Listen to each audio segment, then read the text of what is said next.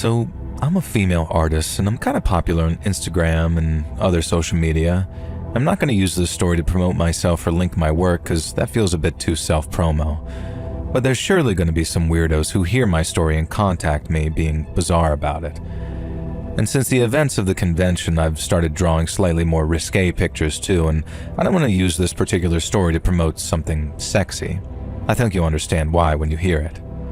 So the main reason I've started taking lewder commissions is, frankly, because of the money. I was working as a pinup artist with a strictly no nudity policy. You know, kind of like burlesque shows that hint that they're going to show a little something, but they keep it demure. The problem is, these days people don't want demure. They want Rule 34. I stuck to my guns for years, determined that my character work was going to be underwear maximum. And then a friend offered me about 5 times what I would earn from a regular pinup if I created a topless digital pinup of her to promote her OnlyFans. And then she told me to post it on the various places that I could post these things to get commissions, and my God, the jump between, say, non-nude legally distinct character who looks like Harley Quinn but isn't compared to a cheeky nipple or a bare butt was colossal. And basically, I sold out when I realized just how much extra money you can make by including a bit of nudity compared to just teasing, and I was floored. And the one thing I get asked regularly, though, is that if I'll start an OnlyFans, or the very least turn the pinups of myself into nudes. Now, I'm not going to lie about it. The whole thing started as self-portraits in my underwear to try and boost my confidence. I was incredibly shy. I wouldn't even go in the pool with a bathing suit, and the same friend from earlier encouraged me to draw myself as a sexy fictional version. And I have a whole backstory. I'm an assassin working for MI6, and I seduce my targets with cocktails and lingerie, and then it's 2 in the chest, 1 in the head. She's my OC, basically, and she does actually look like me, and people seem to be attracted to that, hence the numerous requests for nudity or the OnlyFans. Maybe one day, in the distant future, I'll do a nude pinup of my OC, but it won't be anytime soon. And there's a reason for this. Just as I was building up my confidence and drawing more OC selfies, an event happened that creeped me out beyond all explanation, but I'll try.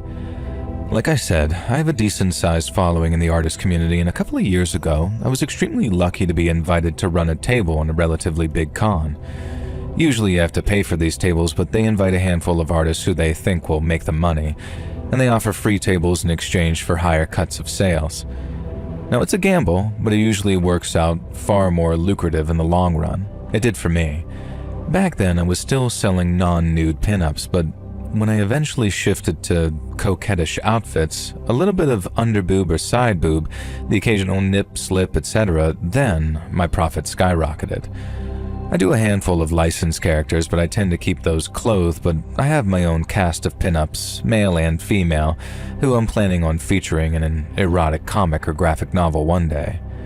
But again, the self-portraits were always clothed and existed purely for confidence. I'm told I'm pretty, but I'm a mousy girl with jaw-length hair who wears sweaters that hides any possible body shape I might have, and my idea of a short shirt is one where you can see my shoes rather than dragging along the floor. The pinup art does boost my confidence. And when the following event happened, it was the first time that I've ever had the courage to sell it at a con. And as I said, I got a free table, and my free-spirited friend made me play Uno. If she won, then I had to sell at least 3 of the least revealing pinups of myself. And she won by maybe a point, and I forgot how Uno scoring works, but curse her regardless. And so while I've later started selling risque images, back at the con where this happened, there was no nudity. I still sold a lot, particularly the legally distinct, definitely not licensed characters like White Widow, Jane Grey, and Wolf Machine from the Y-Men, and I was very pleased to see that my original characters were selling well too. And then along came Granddad. The guy must have been about 90, and at first I thought that it was a cosplay. His skin was so wrinkled and his body so shriveled that it had to be a costume.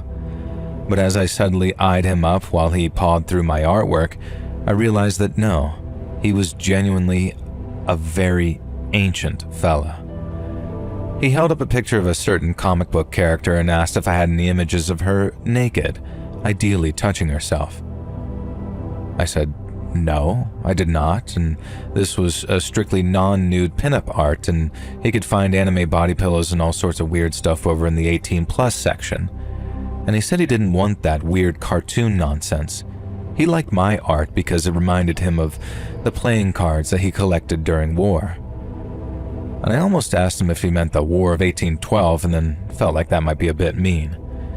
And then I wish I had been mean when he asked if I had any pinups of myself. And of course, through gritted teeth, I had to point them out because they were right there on full display. They didn't show anything that you wouldn't see in a pretty subtle bathing suit, but somehow this old man looking at them made me feel completely exposed. It didn't help when he visibly licked his lips and then did something with his dentures to cause them to pop out and back in again. I pretended not to notice and told him that these were my special art, limited edition and thus more expensive than the others. I hoped this would put him off. And instead, he croaked out a question asking if I had any full nudes of myself, preferably in a pose that I'd rather not describe, and that he'd pay top dollar for that art. An offer that I couldn't refuse, he said. He reached into his jacket and pulled out some $10 bill with these shaky hands, and I told him that this would buy him my smallest piece of artwork, and that the kind of images he was looking for were not available and did not exist. He responded to this by asking if I had an Only book, which I couldn't tell whether he meant OnlyFans or Facebook. Either way, I said no and pleaded ignorance in claiming that what he could see on the stalls was all I had. Now finally he asked if I had any art of naked farm girls milking cows, and that was the final straw. I told him that he was making me very uncomfortable and could he please leave and go somewhere more suitable before I call security. He waddled off, and I was horrified to discover that even at his age, either he had a banana in his pocket or, well, you get the idea.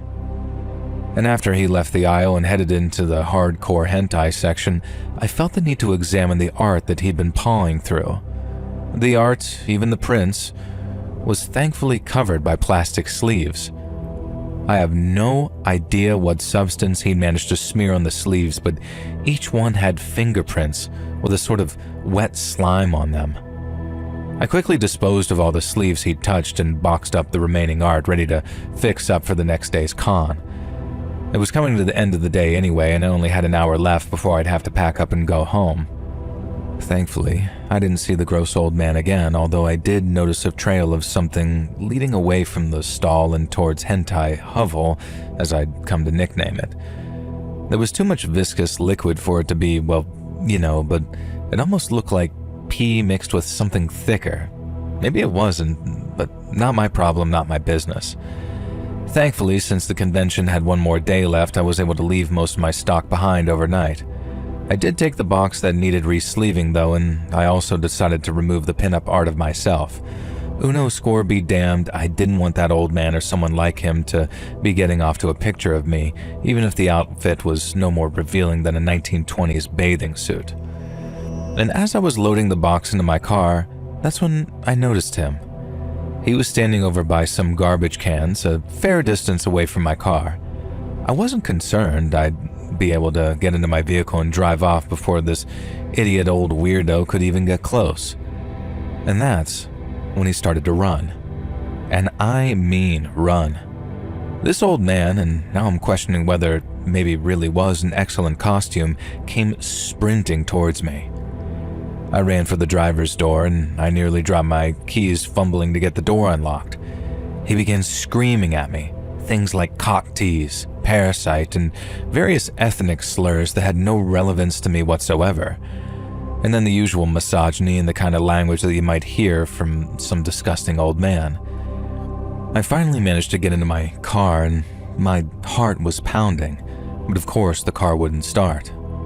Finally, the car started and the engine must have scared him as he slipped, like it hit a banana peel in some cartoon, and managed to pull off a hilarious fall as I started to drive off. Of course, immediately I'm dialing the police, and when I eventually heard back on a follow-up, they couldn't find the old man there, but they did manage to catch a brief smeared image of him on one of the security cameras, and that was it. Nobody could really remember seeing him, and his existence managed to remain some mystery. And all I know is that whenever I do conventions now, I just make sure I rope in my buffest, strongest friend I can find as a bodyguard, and even though it's been a few years now, I still worry about running into that old slimy man, and whether he was an old man or some troll in a costume, I don't think I'll ever know. But frankly, after some of the movies I'd seen during the golden age of old people are terrifying, I'm not sure I want to find out. Stay safe out there, and if you see anyone trailing slime behind them, then run a mile away and make sure you run in the other direction.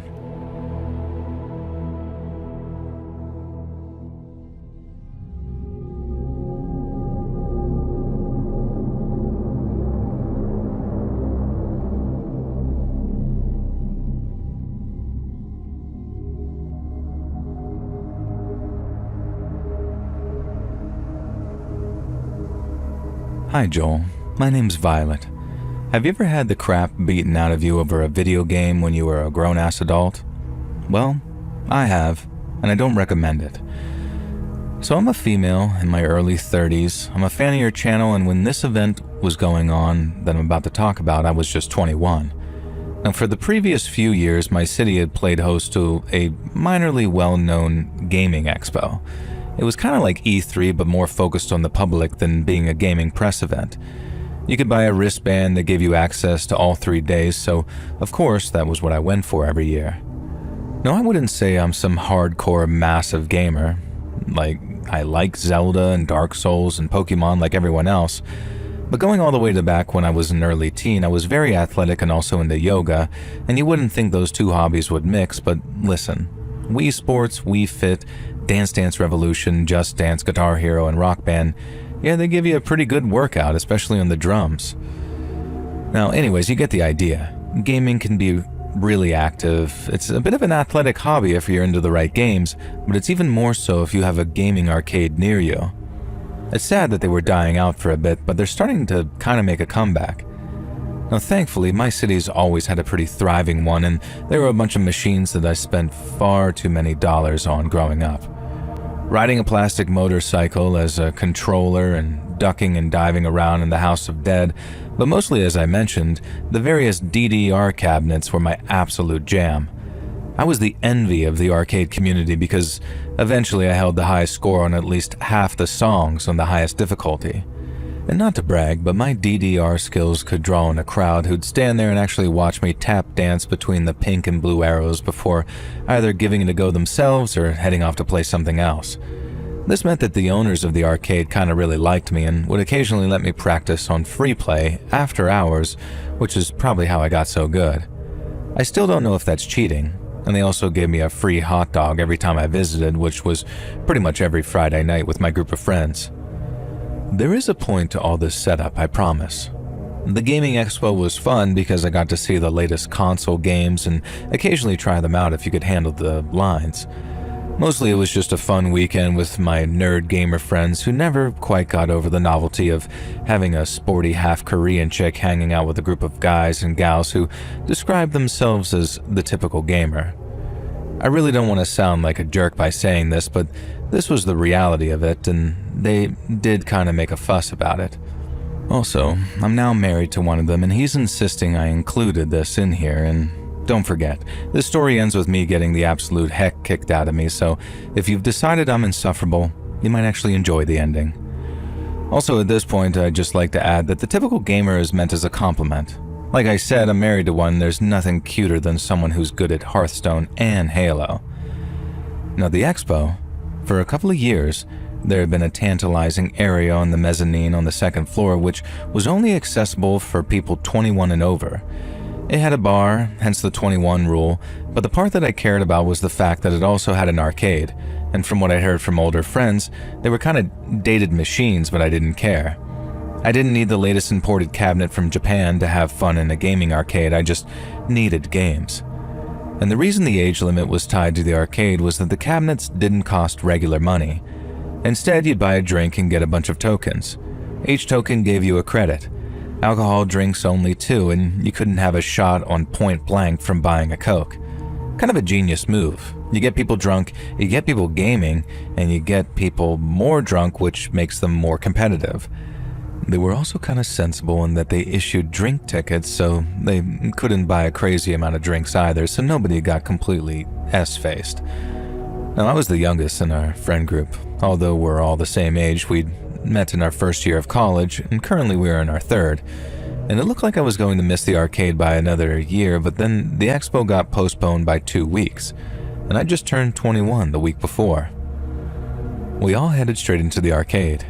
There were 5 of us, but the most important 2 were my friend Kate and my now husband Rob. Rob was a Street Fighter master, and he genuinely let out little squeals when he saw that they had some particular rare cabinet which neither of us can remember now. Kate mostly just wanted to get drunk, which meant that she gave me her tokens. And so after downing a bottle of slightly too warm beer, I began scouring the arcade for something I was good at. Now, almost immediately I found a DDR-X cabinet, and nobody was using it, and it was like I died and gone to Bamani heaven. As I scrolled through the songs, I saw the same name at the top of the scoreboard for the highest difficulty on most of the songs I looked at, and that name was CHE. Now, there were some songs that didn't have this initials anywhere, but the scores were much lower, so I don't think Che had played them.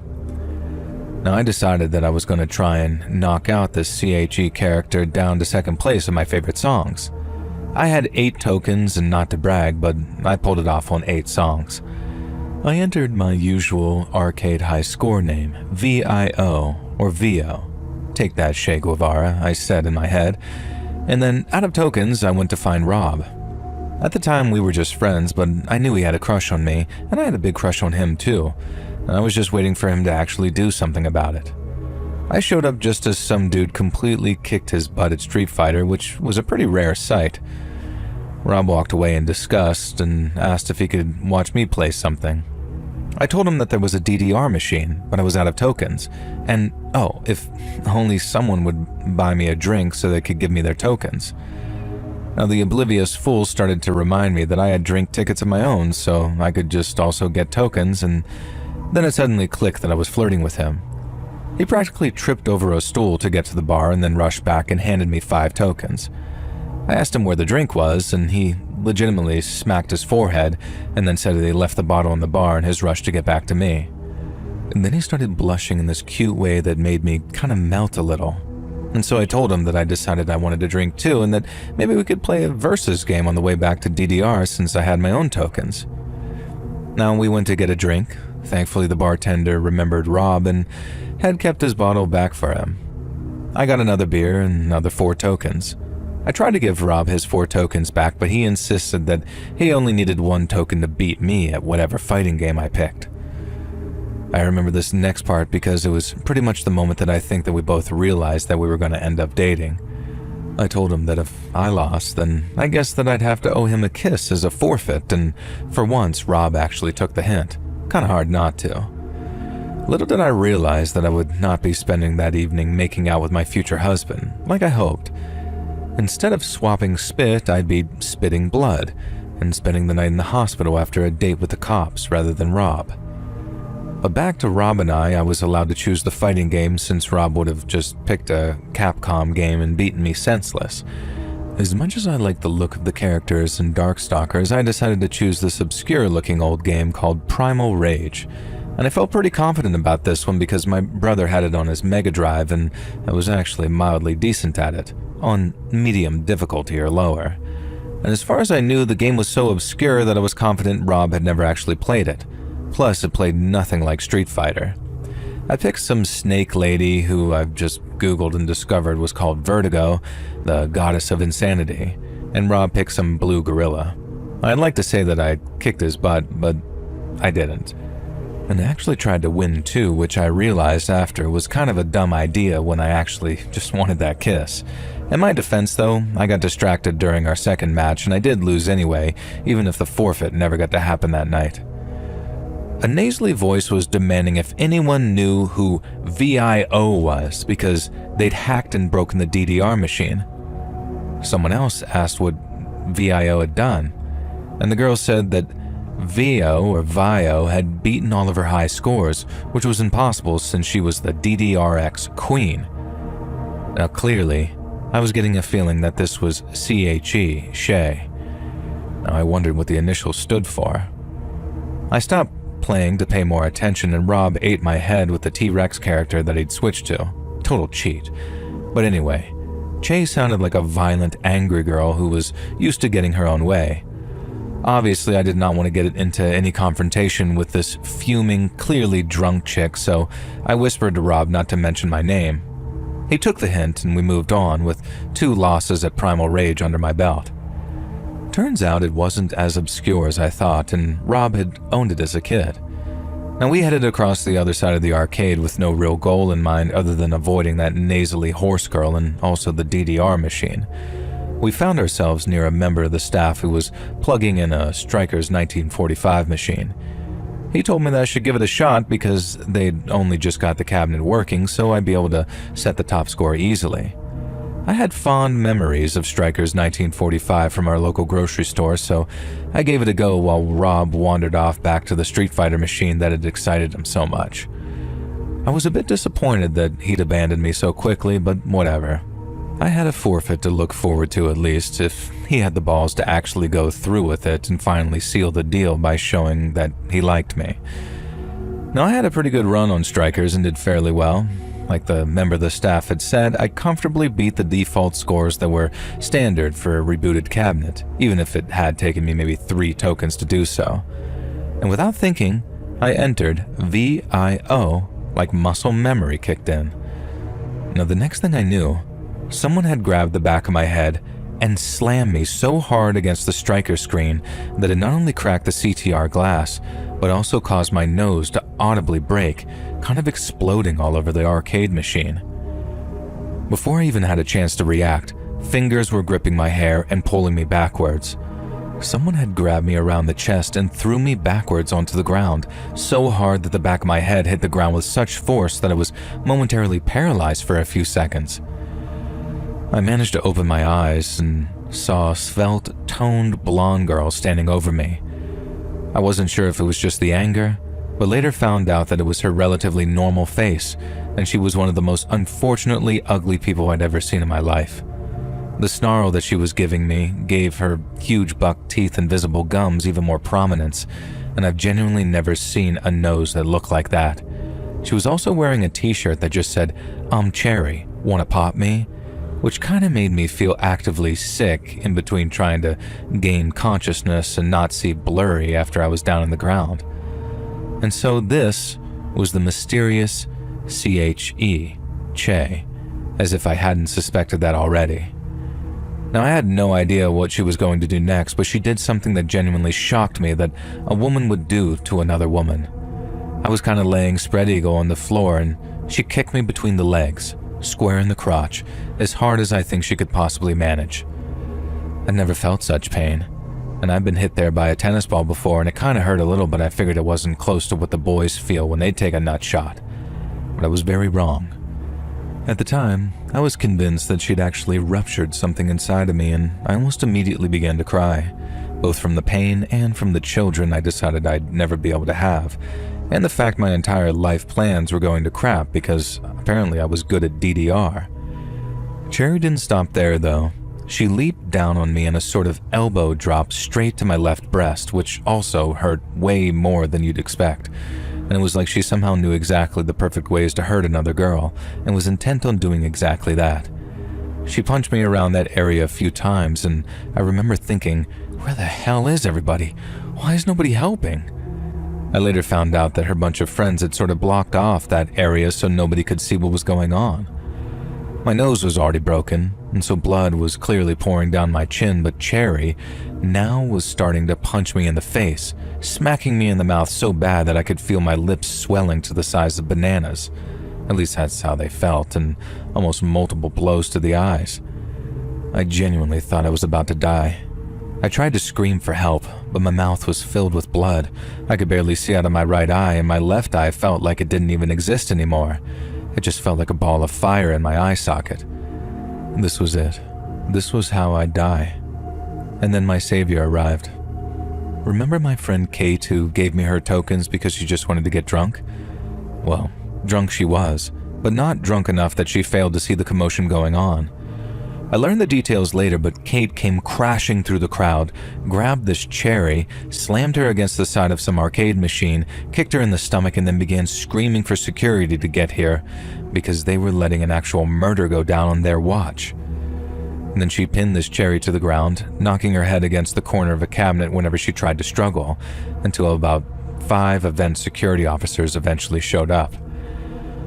At first, they thought Kate was the assailant, until they saw me lying on the floor, beaten to a pulp, and Cherry with blood all over her and knuckles that clearly showed that she'd been punching someone. I kinda passed out at that point, and woke up on an uncomfortably thin mattress with soft sheets and the sound of beeping and footsteps.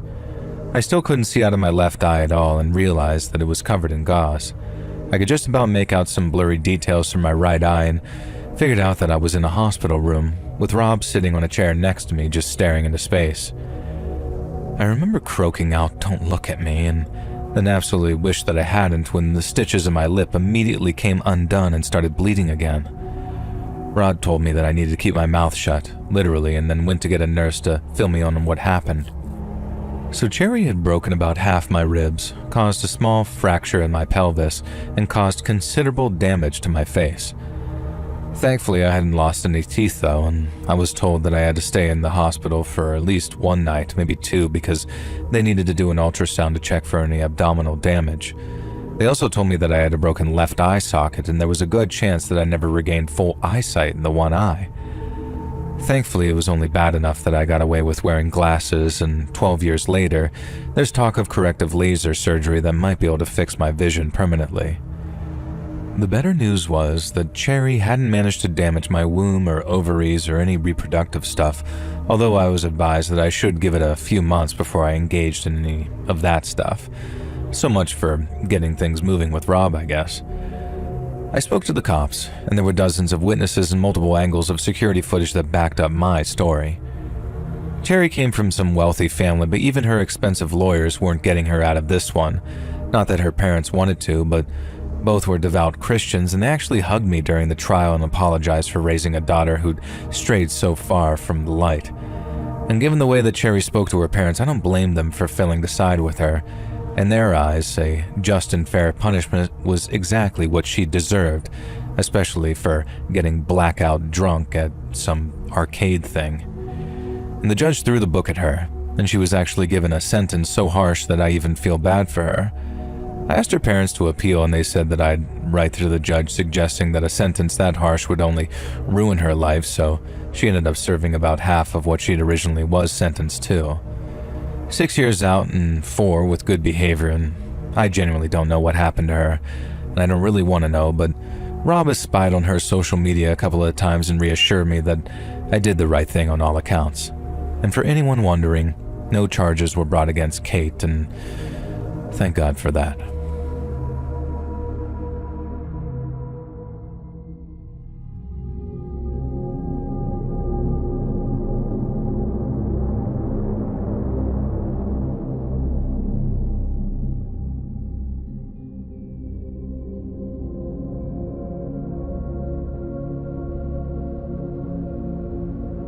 So I hail to you from sunny Spain, which is currently on fire as I write this.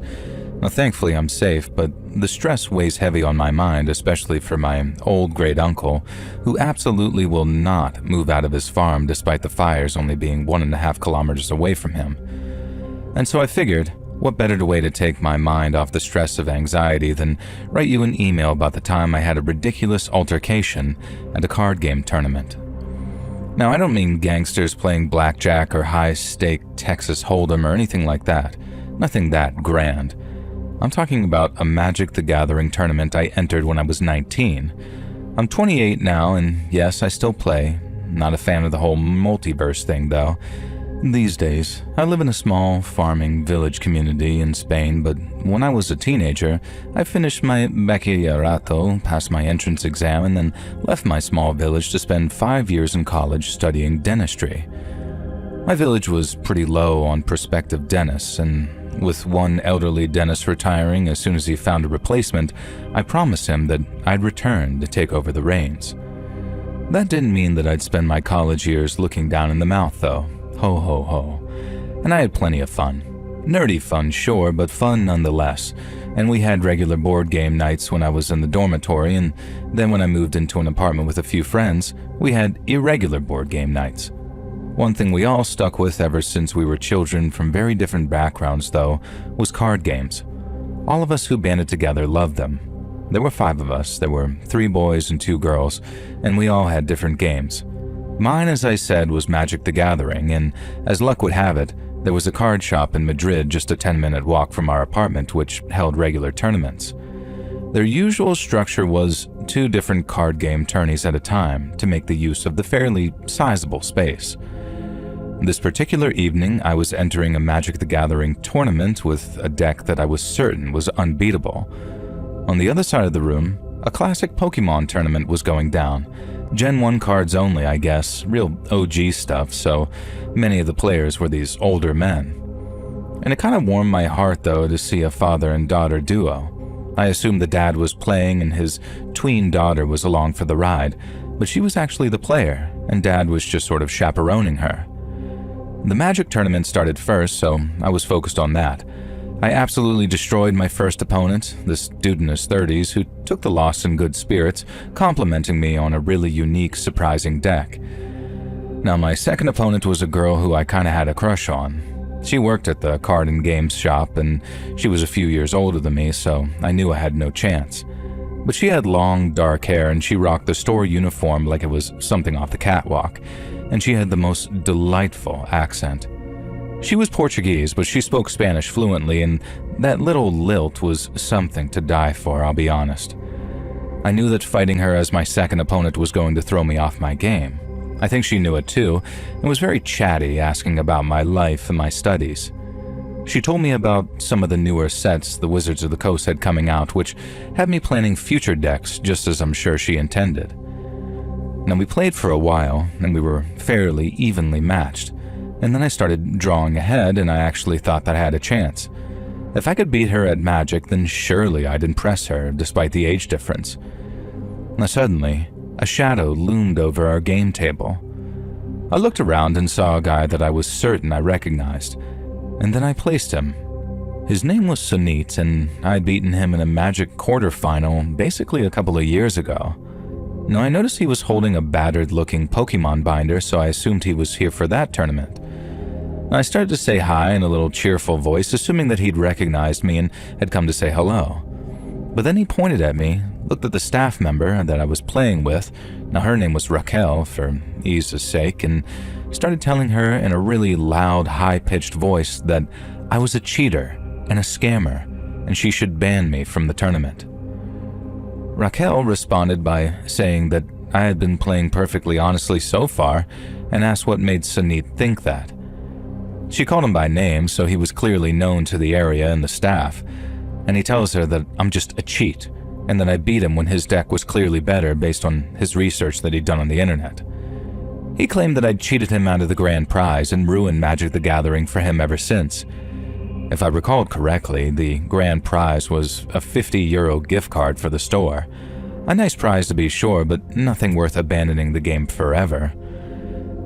Now, Raquel told him to calm down, but he kept calling me a cheater. Others who'd heard him, many who knew me from regular tourneys, started telling him to shut up and calm down. Now, another store worker who was observing the tournaments came over and reminded Sunit that he'd lost his qualifying match today too, and that he'd called his opponent a cheater and a scammer then as well. Now, the staff member and Sunit both glanced towards the tween girl who was happily playing against another opponent, and I amusingly realized that he'd lost to that girl and then thrown a tantrum over it. Now suddenly, people began booing him and chanting, "Take that, Zubat," which seemed to have some kind of significance to Sunit.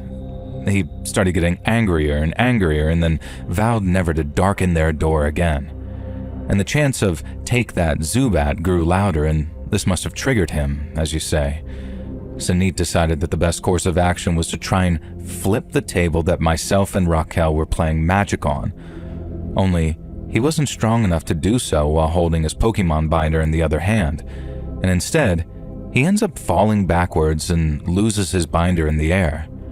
Now, for some inexplicable reason, Sunit had not placed any of his cards into sleeves in the binder, None of them.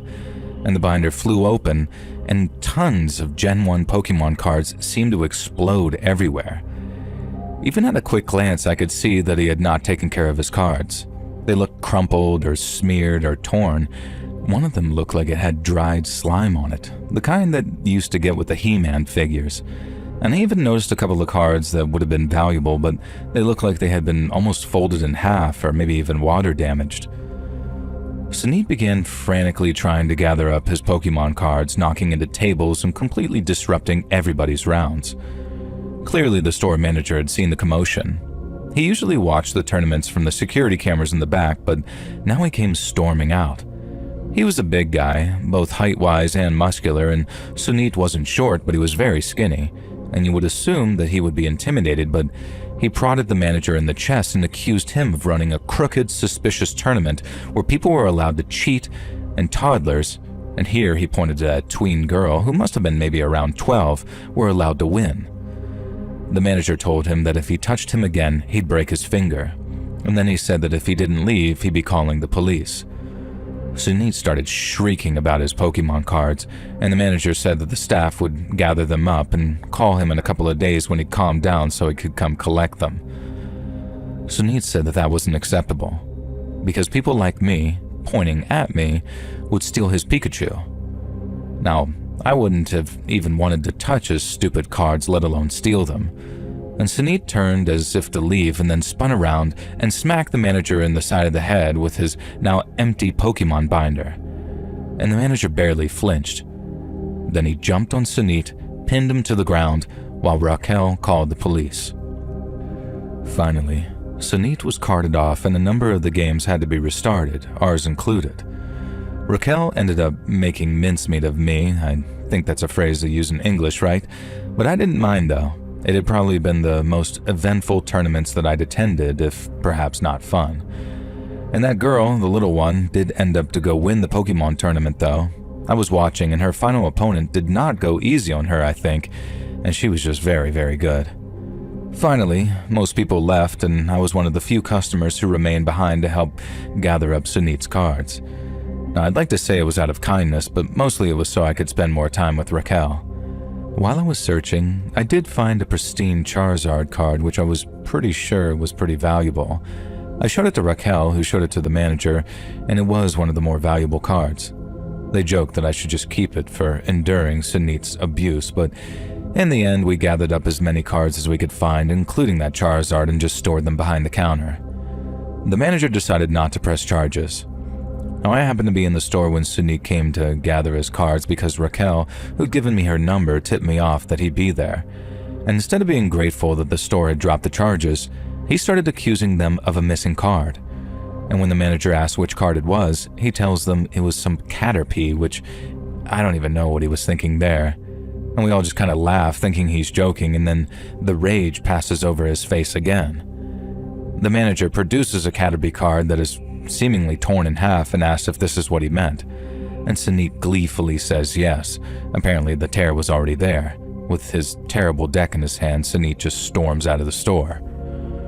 Raquel and I both go watch him leave and notice that he's eyeing up two teenage girls. He's so focused on them that he trips over his bench and accidentally flings his Pokemon deck over the balcony of that mall and watches in horror as his beloved collection flutters down 3 stories, showering the shoppers with Pokemon cards. And for a moment, I was worried that Sunit would follow his Pokemon cards over the balcony, but instead he just let out some scream and then ran down the stairs. We watched as he tried to gather as many cards as he could, but I'm pretty sure he ended up with around a third of his deck. Whether he found that expensive Charizard, I have no idea. I did see him find his Caterpie though and joyfully kiss it. Clearly there was something wrong with this kid. But all in all, there was a happy ending, I suppose. These days I still play Magic, but I recently decided to try out the One Piece trading card game as well. And then Logan Paul happened and I've decided to just stick with Magic with my friends in the village. I also play Marvel's Snap Online, even if it makes me rage, almost as bad as Sunit and his Caterpie.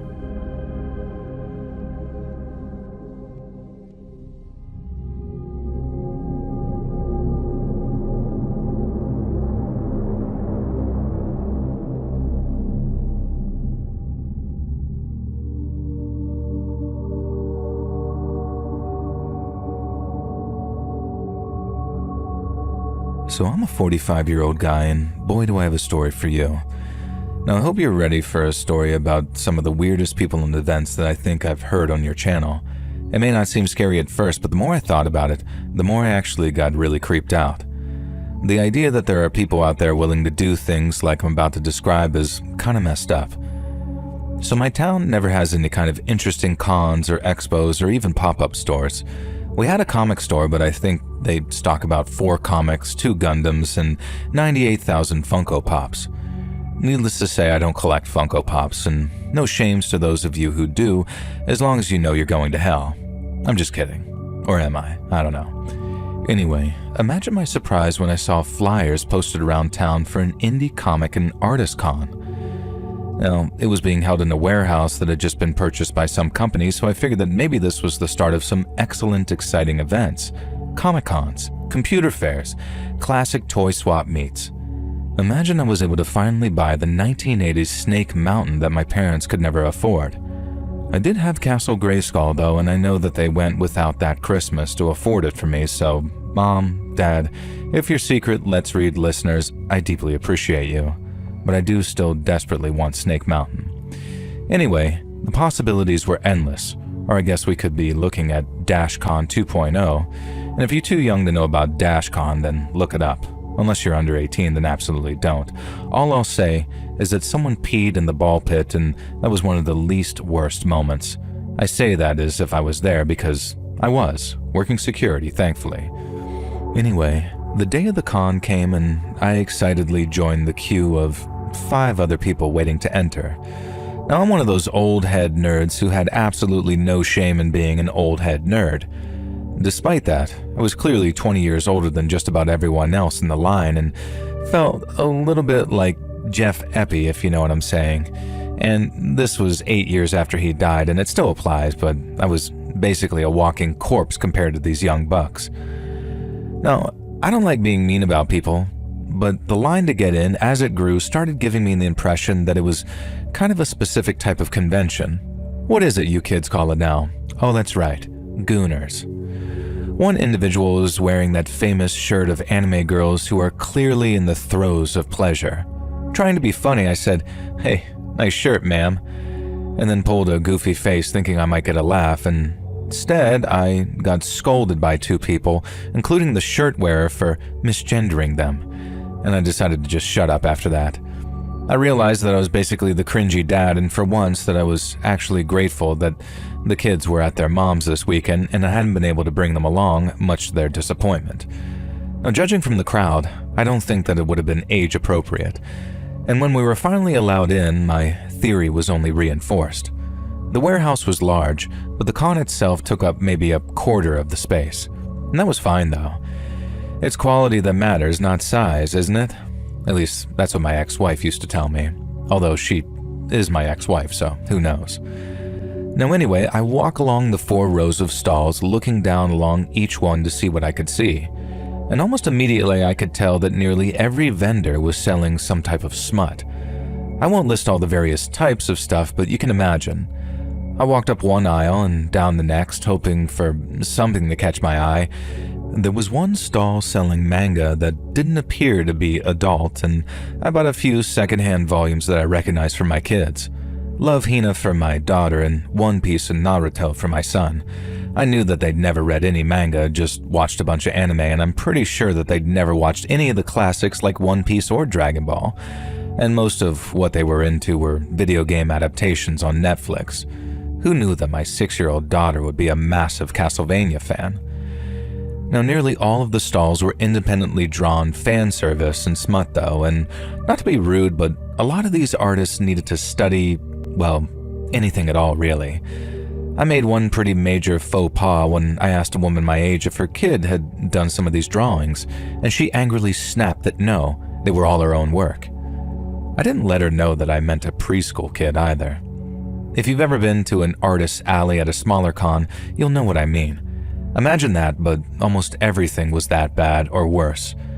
And as the con started to fill up, the smell of body odor and other things became overwhelming. I went outside for a cancer stick. Don't do it, kid, seriously. And then filled my mouth with strong mints, hoping that the smell would be overpowered. Finally, I reached the fourth aisle and, my God, I found something that I personally was interested in. It was a comic vendor selling some fairly obscure comics as well as some handmade zine comics that actually weren't half bad.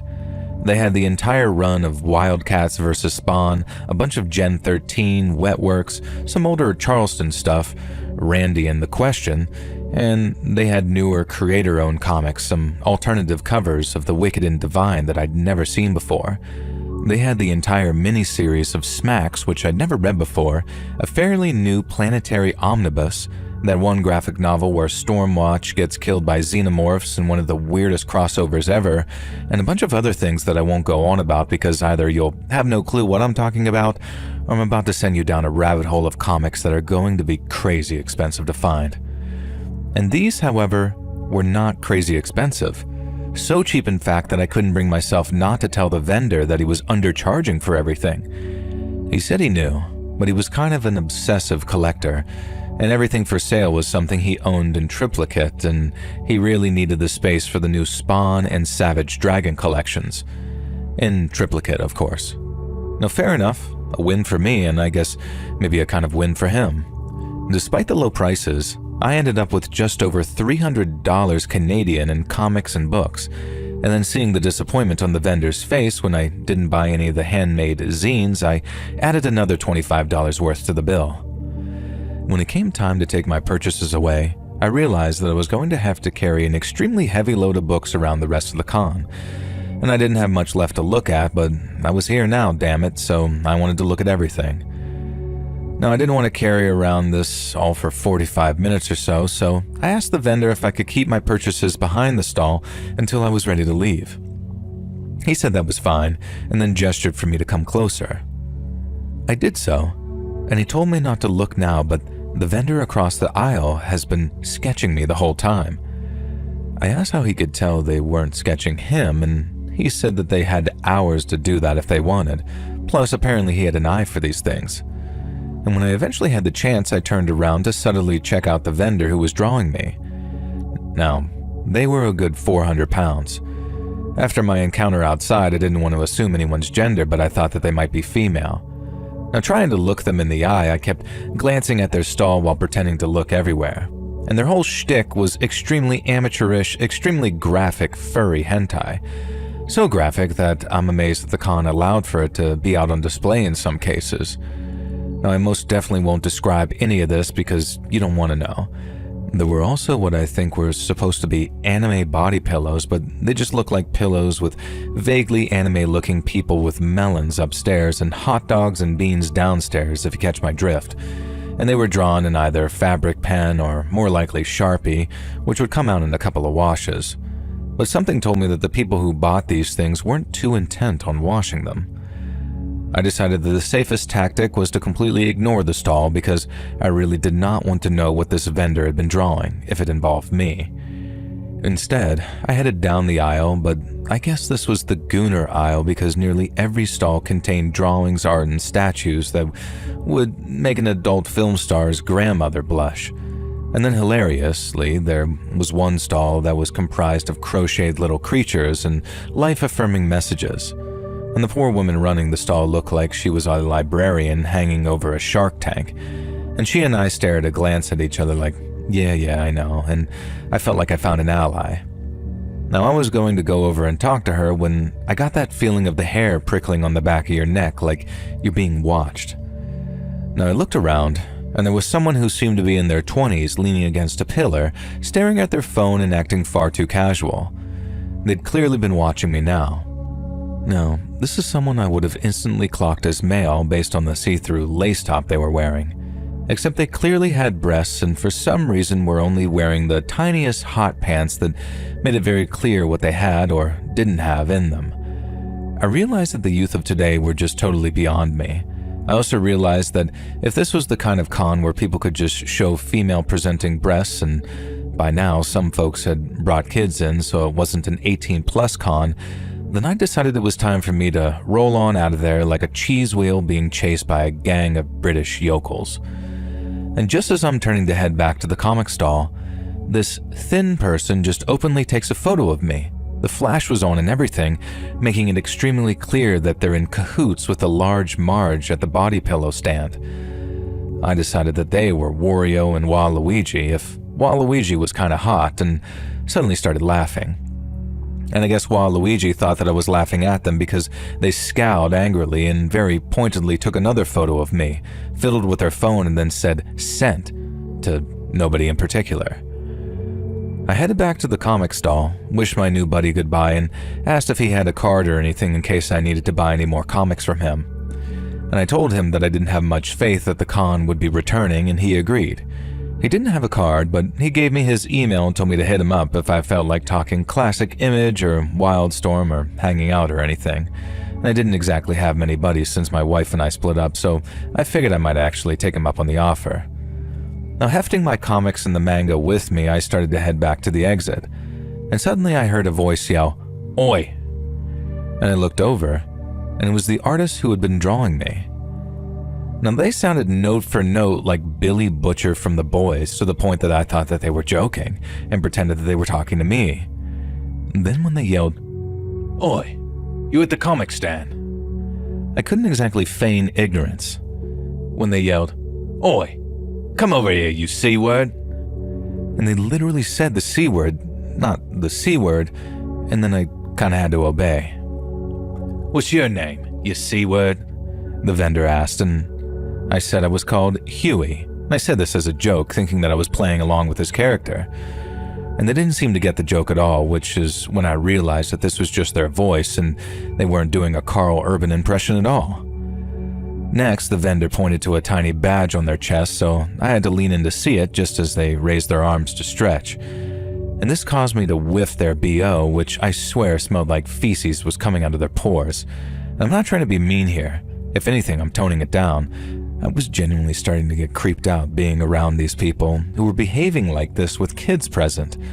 I'd seen maybe one security guard the entire time, and that was when I'd gone outside to engage in my bad habit. And then there was the person with the see-through top and skimpy underwear who had no qualms in showing off their body parts to all and beyond. And I'm all for the free the nipple if it's freed in appropriate places. No, anyway, the vendor's badge said Angel. She, her, they, them, fey, fat. And holy God, was I too scared to ask if the last word was a typo. Now anyway, what the vendor showed me was maybe the most conflictingly terrifying thing I'd seen in my life.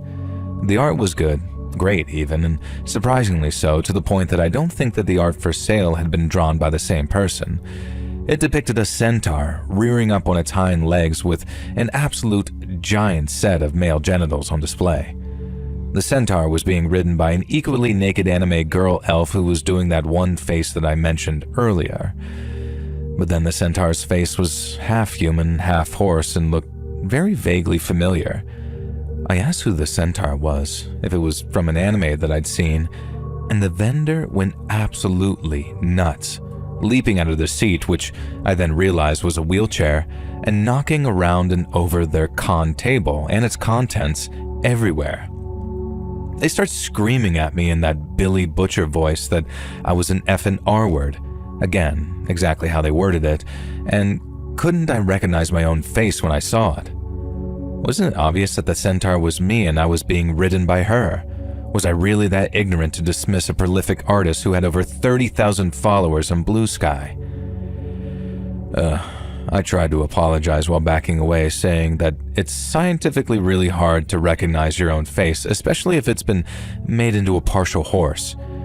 But I guess she was having none of it. She started screaming that I was kink-shaming, breaking the rules of the convention. And now, 2 security guards came running up who both looked like they could be siblings of that Wario and Waluigi, but like not Mario and Luigi. Clones of Wario and Waluigi if they became Paul Blart Mall Cop, I don't know. It's funny now, but at the time, they had freaking batons out, and while I'm pretty sure that these hired security guards were not allowed to carry or use anything in a threatening manner. And my indie comic friends started trying to defend me, saying that I'd done nothing wrong and that the other vendor had drawn adult images of me without my consent, and I was just simply opting not to engage with it, but This Wario security guard yelled at him that if he didn't shut up, he'd be expelled from the convention as well, and all his stock would be confiscated as agreed upon in the contract that I guess he signed. Now, the comic artist began to say that he hadn't even signed a contract yet, but the Waluigi cop started approaching him swinging his baton around. Because I didn't want my indie comic friend getting into any trouble, I just yelled that it was all me, and that I was leaving. I started running for the door when I felt a thrown baton hit me in the shoulder. Not enough to make me drop my bags or anything, but enough to leave a bruise when I checked later. And the blow caused me to stop in my tracks just long enough for Wario Cop and Waluigi Cop to grab me on either arm and then march me to the entrance and literally throw me into the parking lot. Somehow, during all of this insanity, I managed to hold on to all the comics and manga that I bought, and somehow it still felt like a win. I was just worried about my indie comics friend, but an email to him later that night confirmed that he was able to get all of his things and leave at that point. And only one more messed up incident occurred before I finally got to my car.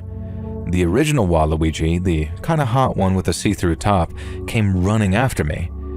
She told me the others were her siblings and uncles and made her dress and act like this. Now, I thought this was some ruse, but she was folding her arms over her chest to cover up and clearly very insecure.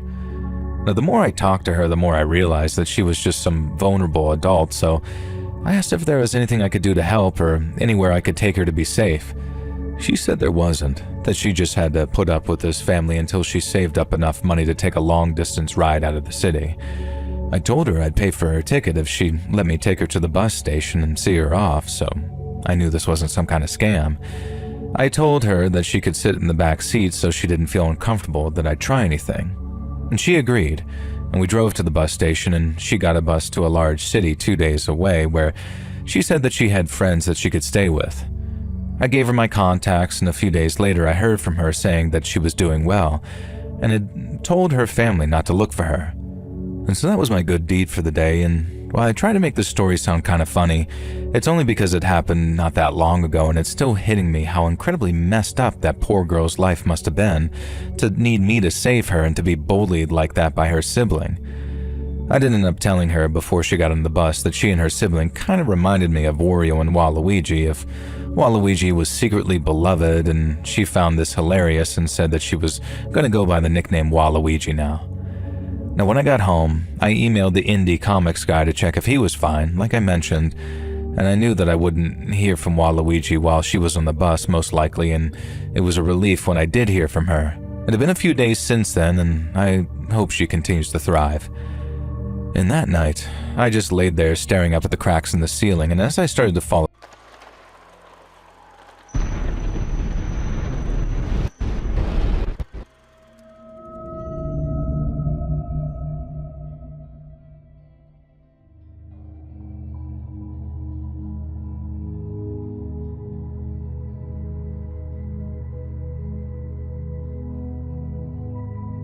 I have a confession. I'm one of those people.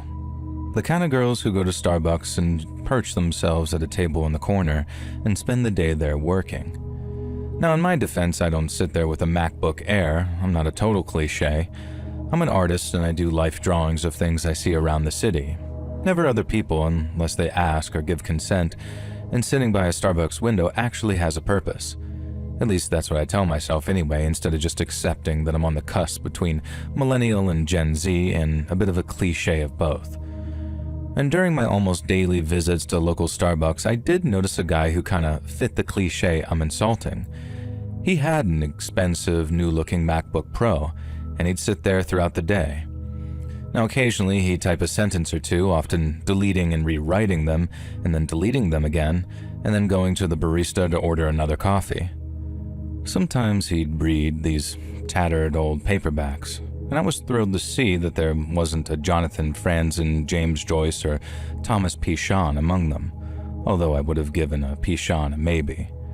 Either way, it was clear that he was as much of a literary nerd as me, but like me, and unlike much of our generation, he wasn't pretending to read Ulysses or Gravity's Rainbow. And did you know, and I found this out from a Tinder date who was funny and honest, that some men crack the spines of their intellectual books to make it look like they've read them just to impress chicks. Now, I will admit, honestly, that did earn him a few more dates until he had to move out of state to look after a sick mom, and that kind of sucked. So back to Starbucks writer man, he was cute in a bookish, tousled blonde hair, slightly dad bod way, i.e. exactly my type. Now, I'm not exactly shy, and if I'm attracted to a guy, then I won't make a secret of checking him out, but I also won't make the first move. I can't completely kill the age of chivalry for 8th wave feminism or whatever wave we're on now. Now anyway, I was pretty psyched and a little thrilled when I caught writer guy checking me out. I'd worn the most manic pixie dream girl outfit I could think of. A plaid skirt, a beret, and some blouse or other I forget. Yes, I know I'm a cliche. Now wait until you find out that I'm an artist, but I'm a cool artist. I draw comics, nothing for the big two yet, but I have worked on a couple of titles from comic publishers you definitely have heard of. And at the time though, I was still building up my portfolio, so I was mostly doing sketches and perspective practices and poses and things, rather than Spider-Man punching the crap out of the Shocker. Dream panel to draw though. Anyways, writer guy first approached me by casually passing by my table after buying his 3rd latte of the day. He pretended to tie his shoe and asked if I minded him placing the latte on the table. I said go ahead, it was no problem, and he said something about how he wouldn't want to spill his latte on my sketchbook. And then to his credit, he said something like, "I see you're an artist," instead of asking if I was, when he could see full well that I was an artist. And I told him that yeah, I was, and we ended up having an hour-long conversation about comics, still life, perspective, all sorts of things. And it was clear that he didn't know a ton about composition and the various nerdy details I was bringing up. But again, to his credit, he listened and seemed to pay attention without interrupting. When I was done talking, I asked him what kind of writer he was. Now here was where things got a little odd because he was extremely cagey about it. I tried to flirtily coax the details from him, but all I could discover was that he wrote a combination of fact and fiction, meddled with metafiction, and was settling on a style. Now, over the next few weeks, we hung out every now and then at the coffee shop. Not for long, we both had work to do, but if we saw each other there, then we'd have a little chat. I appreciated that he wasn't the type of guy who'd make a note of my schedule and turn up exactly whenever I did. I don't know, I guess being terminally online left me on high alert for red flags. And yes, the Starbucks had free Wi-Fi, so I really was terminally online, and I just wasn't seeing any red flags at all. And it turns out that the reason that I wasn't seeing any small red flags was because the guy was just one giant walking, talking red flag, and I guess I was colorblind. Now, the more we talked, the more we learned about each other, which, thinking about it, isn't true at all. We learned about each other's artistic ambitions, writing and drawing, and I asked him some things about his life. He was currently between salaried jobs, living in his buddy's spare room trying to build a Twitch career in the evenings for if this writing thing didn't work out. And I remember him saying that he was a big fan of Moist Critical, and me telling him the word moist grossed me out, a word which he then used to tease me a lot. And I laughed throughout it, but in retrospect it was kinda weird. Like, yeah bro, my coffee is moist, the towelette is moist, I get it, you're trying to be flirty. And still a cave woman trying to headbutt the cave wall to create a shelf, I was too stupid to see any of the signs. I should add here, for anyone confused about the timelines, this went down in the summer of 2022. Starbucks had long since dropped their mandatory masking policy in most locations, and ours was one of them, thank God. I don't think I could have spent an entire day every day wearing those stupid things. Now, I didn't notice at the time, and looking back, I don't think writer guy really asked anything meaningful about me. I mean, there wasn't much to tell, but it would have been nice for him to show some interest in the degree that I'd studied. Surprisingly, nothing to do with art, an interesting story in and of itself, I think. Or what my family situation was, if I had siblings, one much older stepbrother and 3 sisters, one of whom at the time was basically an 18-year-old Karen. And he just showed no interest in my life outside of Starbucks other than my plans as an artist and career aspirations. Mostly he talked about how he wanted to get an agent, wanted to get a publishing deal, wanted to be the next big name in the literary world, etc., like a lot, and repetitively. And you know what I decided at the time? I convinced myself that his shallow conversation was because he was building up to ask me out, and he was super awkward and shy about it. Yeah, the dude had no game, and that was pretty obvious, so latching onto the few things that we had in common, then repeating them, it made some sense to me. The dumbest part, at this stage I would have said yes if he just asked me out, and then I would have made sure that he found out more about me and vice versa. It had been a while since I dated, and thanks to the last couple of years, so I blame that for my bad judgment. Eventually I decided that if I was going to get some, I had to act. Even a movie date would do, and second base would be great. Third base would be more than enough, just literally anything. A date, a kiss, a modicum of interest from a guy who very clearly did find me attractive, considering how often I caught him checking me out. And I decided that the best way forward was to start being as flirty as I could with him without looking like a desperate, well, you know. And so one day, I had this great plan. Instead of buying our usual coffees from the counter so he'd see me come in, I drove through the drive-thru and bought our drinks that way. So when I entered the cafe, which thankfully didn't have a bell over the door, he wouldn't notice me as he sat writing facing my usual table, which was near the side window that looked out onto one particular street that I was fond of. I handled the door like a pro despite holding 2 coffees and crept up on writer guy. And the first thing I noticed was that there was actually text on the page. Now, maybe I'm the a-hole here because he always refused to tell me what he wrote because it wasn't ready, quote unquote, but I couldn't help taking a peek before surprising him with the drinks. And what I saw made my jaw drop. And hey, I'm not a writer, so I'm not allowed to use dumb cliches like that, but I can't remember it word for word, obviously, but I do remember that he was writing in size 16 font or something ridiculous, which was extremely helpful. He was on chapter 5, and it began talking about how we'd established over the last chapters that by default, women are, well, words I can't really ask you to say on YouTube, and they're typically reserved for women of the night. And below that, he had written that he met a new girlfriend, and while she clearly was as loose as the others, she seemed to like him compared to other women. He had then written a screed about how, because he had me around his little finger, he could use my artistic talents to draw a comic he'd written, which would involve a character based on me who he could persuade to draw naked. Bonus points if I'd allow him to take reference photos. It was some kind of dramatically misguided pickup artist book coupled with an autobiography of how a loser like him had duped a hot chick like me. And I just stood there and read it all 3 times and then walked to the side of the table, placed his coffee down and told him that I bought this for him as a surprise. But that it turned out he was the one to surprise me. And at first he didn't understand what I meant until he saw me looking at the laptop screen. He slammed it closed and then started screaming that he hadn't given me permission to read his writing and that I was lacking the nuance and understanding to appreciate what he meant and various other things. He basically dug himself a 6-foot hole. The barista, who I also knew through his boyfriend, was a physio trainer and came over and asked if everything was okay. And this writer guy screamed that everything was not okay. I'd read his erotic fiction about me without his permission.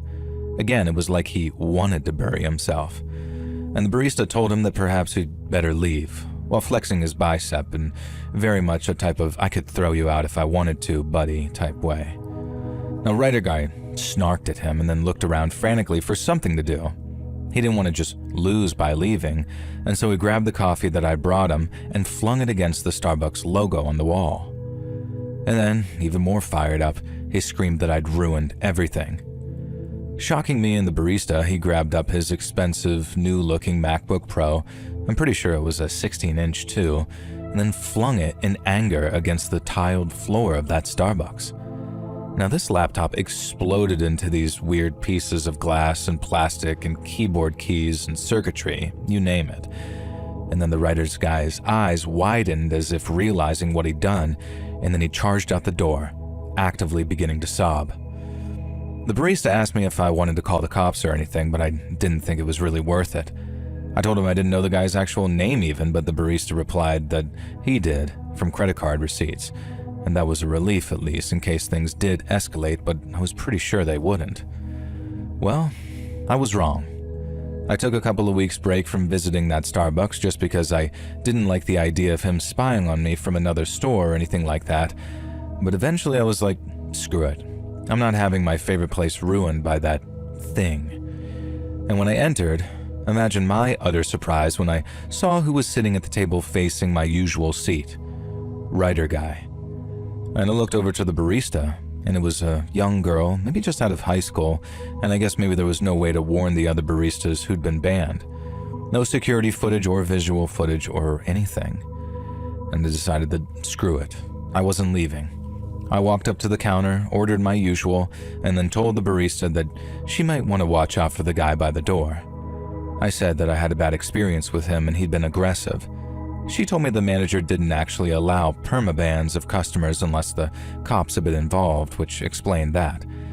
And she also told me, though, that she'd gotten serious creeper vibes from him and how he'd openly stare at her breasts when he talked to her and how he reached out to touch her name badge before she pulled away. And I felt so stupid. How had I ignored all these strange things just because I found him cute? How had I even found him cute in the first place? Not accounting for taste, I suppose, and I guess mine at the time was wannabe PUA who pretends to be a sensitive nice guy. Sadly, a common trope in later years. And as I was heading to my table, writer guy called me over. I contemplated ignoring him, and I knew he was only going to come over to my table if I did, so I walked over there and he immediately started apologizing, groveling and begging, tears in his eyes, all sorts of stuff, and then he started begging me if we could pick up where we left off, because he was certain that an erotic graphic novel featuring the both of us would be a huge seller. Well, that had escalated, and now apparently he evolved into the eroticism as well. I told him that in no uncertain terms was I his girlfriend, and I'd never been his girlfriend. I'd never be writing a graphic novel with him, and I never wanted to see him again. And he just sat there in silence for a moment, and a tiny, tiny part of me hoped that he was genuinely thinking about his actions. Instead, he reached out for the brand new looking MacBook Pro that he'd been writing on. Now please just take it and leave it, I thought. And I swear down that he had bought a replacement MacBook Pro, although at least it looked like a 14-incher this time, and now he was snatching that up. Now surely he wasn't going to. And with some shriek of anger, basically a howl, he slammed this new MacBook Pro down onto the floor of that Starbucks. And once again, the ridiculously expensive laptop exploded in a shower of debris and electronic crap. And the guy just stood there, breathing heavily and furiously for a second, and I thought maybe he was going to attack me. And instead, suddenly, it was like all the rage dissipated from his body as he looked down at the second shattered MacBook Pro on the floor. And then he let out a scream and ran out the door. I can't be sure, and maybe this is just cruel, wishful thinking, but I'm sure I heard him yell, "Not again, Mom's gonna kill me," or something before the door swung shut. I wouldn't be surprised. Now this time I did get the cops involved, just so that they were able to get him permanently banned from that Starbucks. And it was easy enough for the cops to consider his actions for the destruction of property, even though it was his own property, since the laptops also damaged some of the tiles, so he got banned, and I avoided a living red flag, and I still get to visit my favorite coffee place. Only now, I'm drawing comics for writers whose names you probably haven't heard of, and most definitely wouldn't treat me this way. And that's pretty sweet, all told, but the insanity that I experienced with that writer guy, holy crap. Maybe one day that could make for a comic book of its own. Maybe he was just on drugs.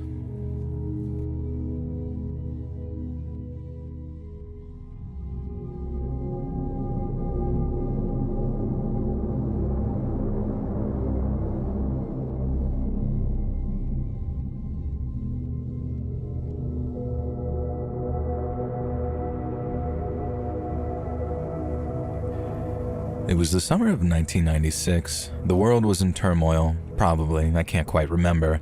It's always in turmoil. And in truth, I can't remember much about 1996 except that I was 22 in my senior year of college, and I was dating someone named Ria. The absolute hottest chick I have ever been with before or since, apart from my lovely wife, who, of course, makes my ex in question look like some swamp donkey. But honestly, and my wife has given me permission to say this because she knew Rhea too back in those days, this girl was ethereally beautiful. Delicate, elven features, strawberry blonde hair that caught the red in the afternoons and the blonde in the morning. She was stunning when I woke up next to her, even if after our first few nights together she'd jokingly freak out that I saw her without makeup. And she was the kind of girl who applied it in a way that the average dude would say that she didn't wear makeup at all. If I hadn't seen her spend an hour at the mirror painstakingly contouring her face in the most subtle manner, I would have thought that her beauty was entirely natural, and of course it was. She just amplified it in these gentle ways. And to call her a goddess feels wrong because she wasn't some kind of all-powerful being who commanded men and dominated a room. She was more like the most beautiful specter you've ever seen, or a fairy made human. At least, all of this was how she looked. As a person, she was kind of, let's just say, neurotic. She had specific things that she'd focus on. She wasn't autistic or anything like that, she just had weird things that she'd focus on. For example, if she wore a short skirt when we went out, she'd regularly ask me if she was accidentally flashing people. If I said no, it was just hanging just fine, then she'd just shrug and drop it. If I said that it was a bit windy so people might have seen a brief glimpse of the side of her underwear, she'd just shrug and drop it. She'd regularly ask me how many beers we had in the fridge, and if we had less than 4, she'd make me go on a grocery run to top it off to at least 6. And she didn't even drink beer. She collected CDs, but I don't think that I'd ever heard her listen to anything but the radio.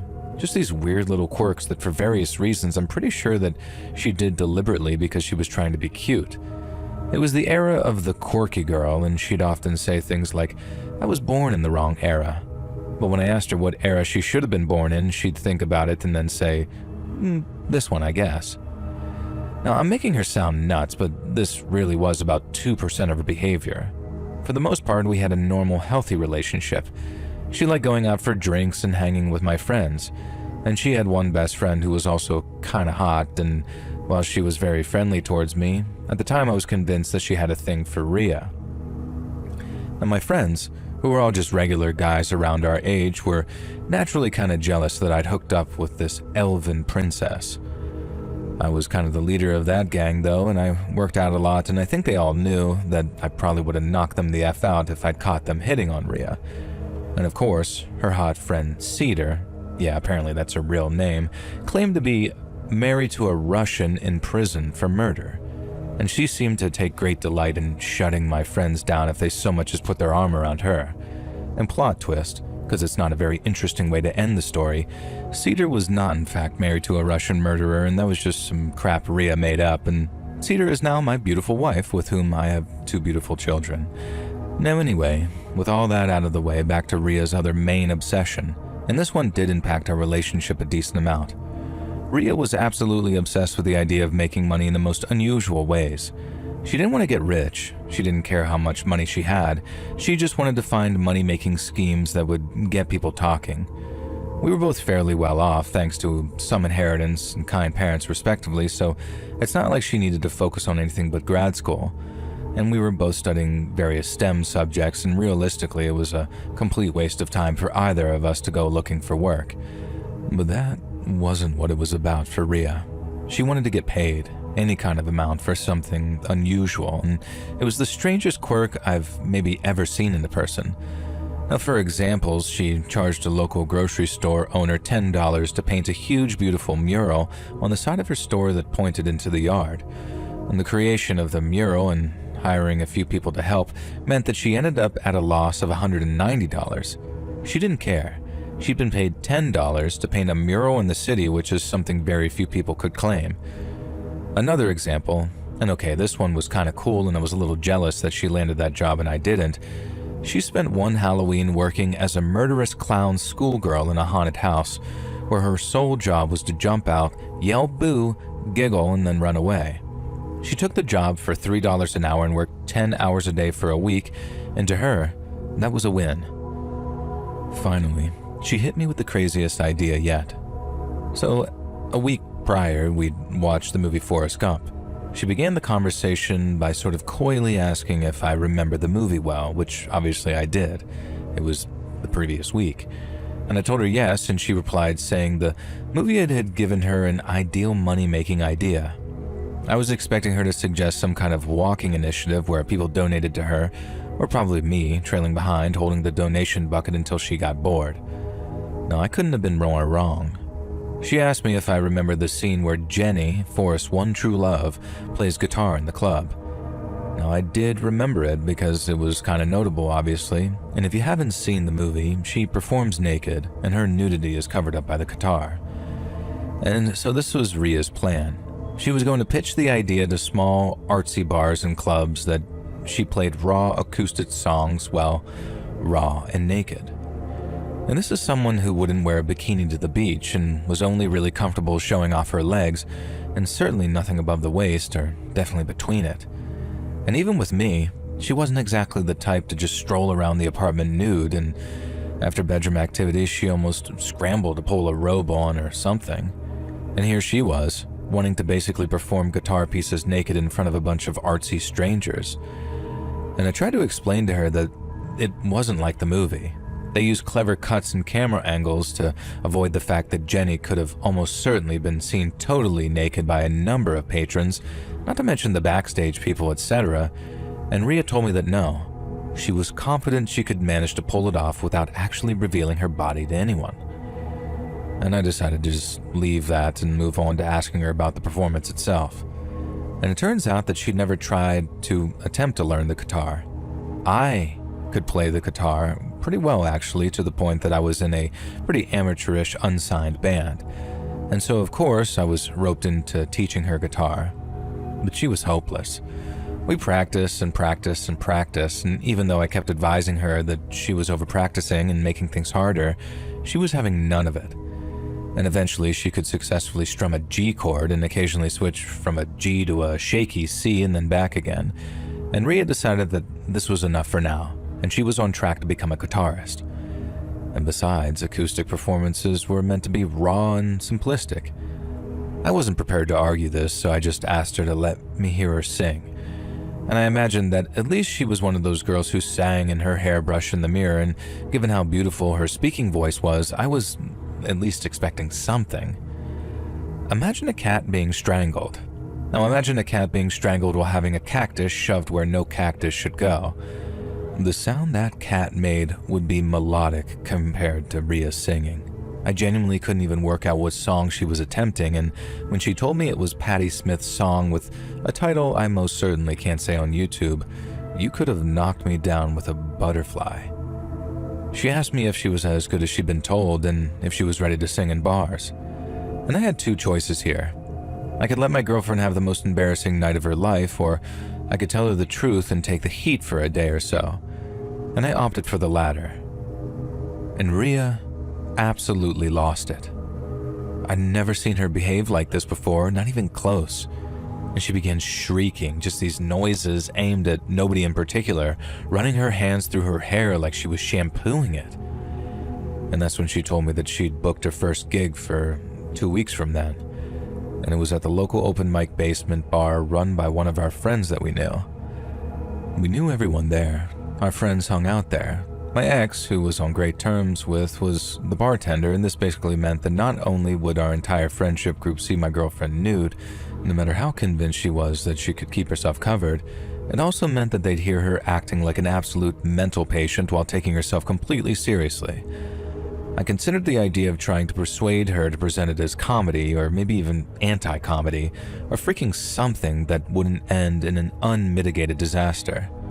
And I begged her to cancel it, and before I could even react, she grabbed up my old acoustic guitar that we'd been using to learn and smashed it over my head. No, it knocked me unconscious probably for like 10 seconds, I think, and I'm lucky as hell that my head is apparently very hard because it caused the strings to snap instead of cutting too deep into my scalp. There was blood though, and splinters that were dangerously close to my eyes and lips. I carefully stood up, holding my head downwards to make sure that I didn't get wood in my eyes, and this means that I missed Ria's grand exit. And all I could hear was "I'm leaving forever," and the door slamming behind her. Now, of course, she didn't leave forever. She had to awkwardly return a few days later to get some things, which took up about half the apartment. She tried apologizing to me, but it was the kind of apology where she clearly just wanted me to see her side. And along with that, she'd smashed my old acoustic guitar over my freaking head. That instrument had been inherited from my grandfather and had survived a number of middle school, high school, and college parties and bonfires. Don't worry though, I never played Wonderwall or Stairway. Now anyways, I essentially threw Rhea out and then time passed on. I had to visit the bar on the night of her supposed first performance just so I could try and stop it, but thankfully she wasn't there. Her friend, as you know, my now wife, Cedar, was there though, and it turns out we were both there to prevent Rhea from making a complete nude ass of herself, pun intended. Cedar and I drew closer over time, and I soon discovered that there was a side to Rhea that I'd never seen. Apparently, she'd been known as a queen bee mean girl in high school and had only befriended Cedar in college after Cedar had lost a bunch of weight and gotten hot. And some of the old stories that she told me about Rhea from high school were just downright deranged. For example, she performed a solo dance routine at the school talent show, changing her song and choreography at the last minute and then screaming at the audience when they didn't give her a standing ovation. She decided that certain girls, and even a few of the more docile boys, had slighted her in some way, so she'd go out of her way to sabotage them and get them into trouble while remaining sneaky clean. And when I asked Cedar why she'd become friends with Rhea and why she'd never warned any of us, she became quiet and introspective. Eventually, she admitted to me that she was a pretty devout Christian, and she believed in forgiveness and allowing people to change, and that Rhea had completely managed to convince her during college that she was a much better person. I couldn't blame her. I haven't even suspected this side of her. And shortly after, Cedar and I began dating, and as usual, we hung out with our friend group at that bar. It was open mic night, and who should take the stage but Rhea, clutching a tiny pink ukulele.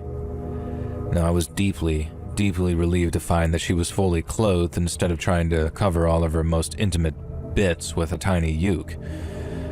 And what followed was somehow even worse than the guitar performances. And by the end, even some of our friends were screaming to get off the stage and never come back. Cedar and I decided to sneak out the back door. Unfortunately, I froze when I heard Rhea scream my name, and she began screaming that I was the guy who sabotaged her music career.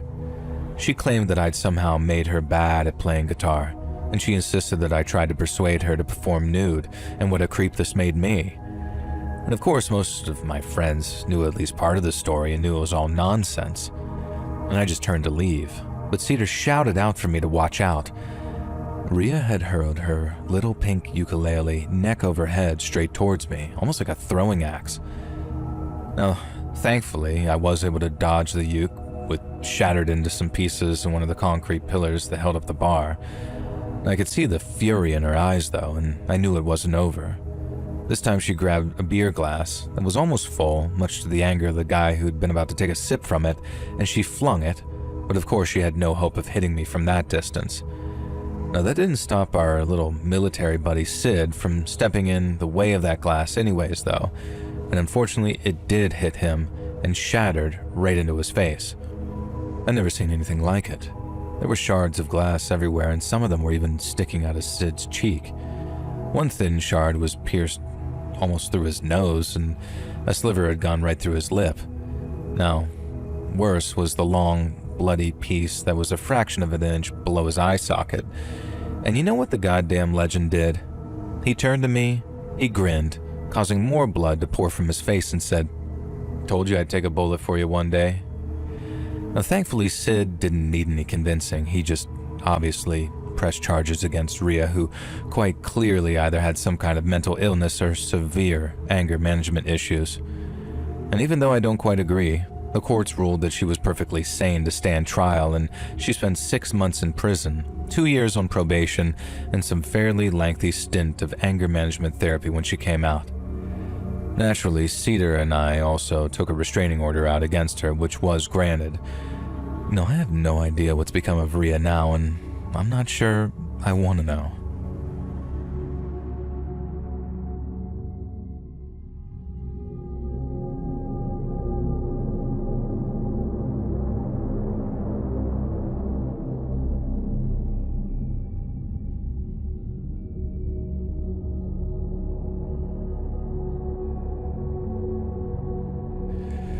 I'm a woman in my 20s and I've been a long-time listener. I never had the guts to write this out before because I can't write to save my life, but I'll give it a go anyway. And you know what they say, you miss every shot you don't take. Now, I'm generally quite a mousy, quiet woman who keeps to herself. I work in a bookstore and I like to listen to true crime podcasts, just like yours, and I watch Netflix. I'm really boring and I'm not ashamed of that fact.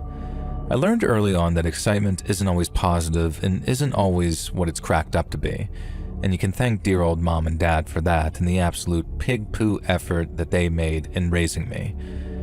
Thankfully, my older sister was there to make sure that I was always fed, cleaned, and that my clothes smelled at least relatively fresh.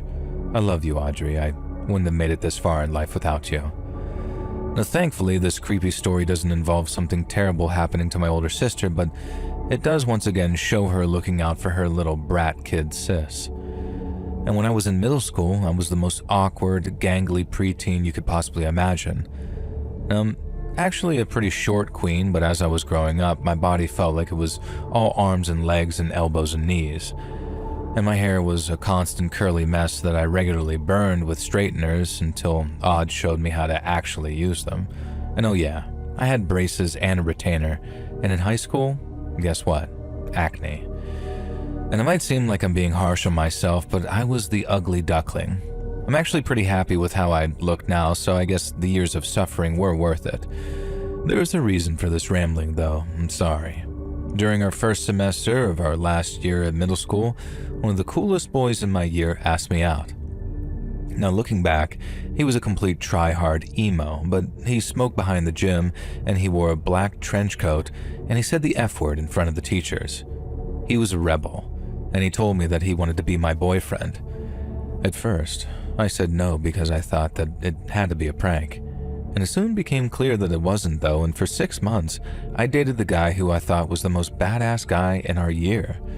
And I'm pretty sure people laughed at him behind his back and to his face, but he always hid that from me, and I never stopped thinking that he was the coolest guy since the Fonz himself.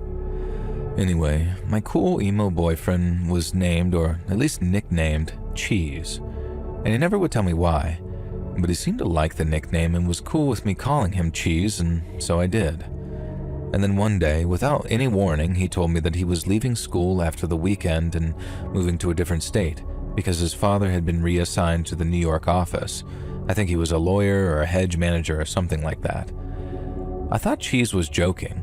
He had a habit of teasing me with things like we're breaking up or so-and-so is dead, and he'd just seen the principal and our teacher doing it in the closet, and a baby popped out and looked at him, and that was a Simpsons joke, so I always remember that one. Turns out he wasn't kidding, and he simply never showed up to school on Monday. Didn't leave me some forwarding address, didn't call me, just completely ghosted me. Maybe that was the prank. Maybe he'd always known that he'd be leaving then. Jump forward 13 years. I'm sitting in my local coffee shop making use of their Wi-Fi when I get a Facebook friend request. Now it's from someone called Nathan Lester, and his profile picture is just some anime ninja. Now anyway, I didn't deny the friend request. I never got friend requests really, but I didn't accept it either. And when I clicked on his profile, I saw that we had 3 mutual friends, all from middle school. And a message request pinged, so I accepted it. Hi, it's Cheese from middle school. And that's when I realized Nathan Lester, Red Lester, is a kind of cheese especially popular over in the UK. That's probably how he got that nickname. We chatted on Facebook for a few days, and he was kind of very talky, reminiscing on old times that I'd barely even thought about or even remembered. And it worried me a little, but maybe he was just excited to reconnect with an old friend.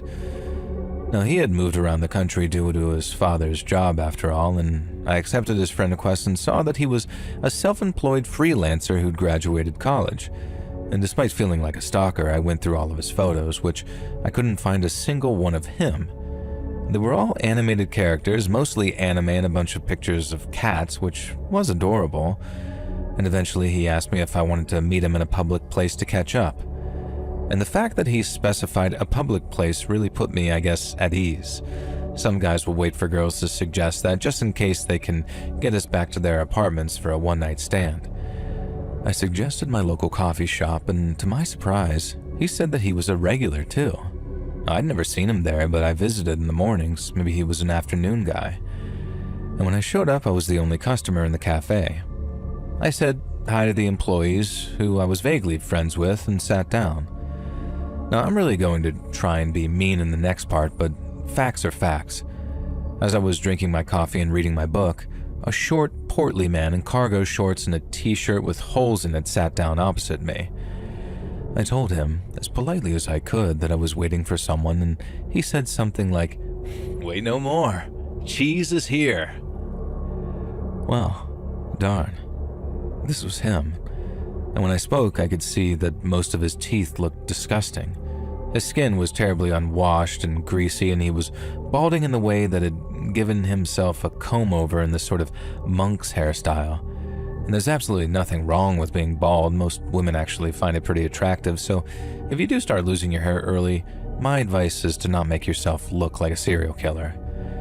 Now, we haven't even begun talking when Cheese told me that he needed a huge favor, and could I loan him $500 to pay off a credit card.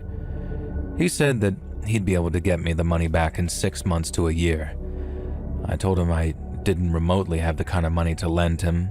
Now, this wasn't entirely true, but profusely apologized, and deep down, I was pretty furious though. I gave him the benefit of the doubt because he started talking about our times in middle school like they were the best years of his life. And then it kind of made me sad when I realized that this might actually be true. Unfortunately, he ruined that when he kept referring to our meetup as a date, and then he told me that he'd never met another girl like me, and in fact, he'd never dated anyone since our little tryst in middle school. And believe it or not, we didn't even kiss, because I was the one for him, and we were destined to be together. Now, trying to be as pleasant as I could, I told him that I'd been under the impression that this was just a friendly catch-up. And then he asked if I'd dated anyone since him, which obviously yes, I had. And next came the, "Are you a virgin?" question. Oh my god, come on dude, I'm 25 and I just told you I had previous adult relationships. Do you really need to know if we did the deed? And here I lied and told him that I actually had a boyfriend now and that I didn't think that he'd be very happy with the way this meeting was going, so maybe I should just leave. He yelled something like, "Not if I leave first," and stormed out, leaving me with some bill for the various coffees and 3 expensive cakes that he'd ordered. As I was driving home, I called Audrey, or Officer Audrey as I teasingly called her, because, yeah, my older, protective sister had gone on to be a cop. And when I returned to my apartment, the ancient receptionist told me that a delivery man had taken a package up for me and then left. Now, this wasn't alarming by itself. I ordered from Amazon pretty often, and when I reached my hallway, I couldn't see any package on the ground though. But what I did see was a replica ninja throwing star there and a dent in the door where someone had clearly tried and failed to stab it into the door as some type of threat. Instead, stuck next to the groove with a little sticky tack was a note that read, "I'll see you again." Of course, Officer Audrey absolutely refused to let me stay alone. She was currently living with her boyfriend, who I was pretty friendly with, so I assumed that I'd just sleep on the couch over there for a while. Audrey surprised me, though, by saying that she was coming to stay at my apartment. That way, if Cheese did try anything, then Big Sister Cop would be waiting for him. Now, after a few nights of Audrey sleeping at my place, we heard a banging on the door. It wasn't like a knocking, but a sound as if someone was trying to kick the door open. The door barely even shuttered, so the intruder wasn't exactly the most competent. Audrey called some of her on-duty buddies while I tried to listen through the door. Unfortunately, my apartment had been bust into during a SWAT raid before I moved in, and the door that they'd installed as a replacement didn't have a peephole. And sadly, I wasn't able to see whether this assailant was Cheese or if this was just some insane coincidence. Now, before I could really act, Audrey decided that she was bored of waiting for her backup and threw the door open inwards. Now, even though she shouldn't have because she was off duty, Audrey held up her gun.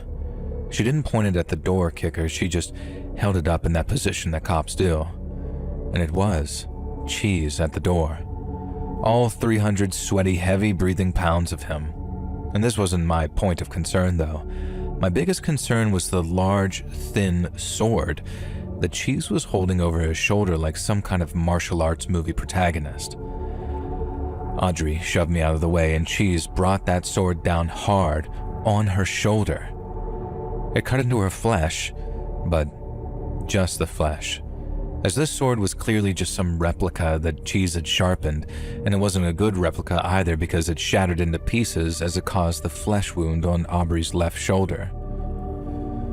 But, oh hell, you don't attack a cop with a sword, especially when 3 of her unit buddies burst into the hallway and tased the absolute crap out of Cheese. But not to be crude, but I mean that literally, he did in fact defecate himself during the tasing. And later, Audrey told me that that's not really something that happens from being tased, so he must have just soiled himself in fear from being charged by multiple cops and the realization that he just shattered his probably most expensive replica sword against a 4th cop's shoulder. The cops took Cheese in, and while Audrey tried to tell me about the night he spent in the cell, I didn't really want to hear it. I kind of felt bad for the guy because there was something clearly wrong with his head. And the way me and Aud had grown up, our horrible trailer park mother and her string of drug dealer boyfriends, I know that sometimes while you can come out the other side a better person, there are other times where you end up broken. And that's exactly what Cheese's lawyers managed to argue. He wasn't of sound mind and he wasn't fit to stand trial. His living conditions were almost untenable and he was deemed a vulnerable individual. And as such, it was ruled that he wasn't fit to stand trial and instead spent an unknown amount of time in some mental health facility. Now, this wasn't years ago, so for all I know, he's still there. It was sad that he suffered, but I'm still a tiny bit skeptical that he had zero responsibility for his actions. Up until our very last encounter, he seemed to know what he was doing and what his plans were. And the only plus side to the whole thing was that Audrey gets to tell people that she was sliced by a samurai sword. And if people ask me to share a fun fact about myself, I tell them that I once dated an evil ninja.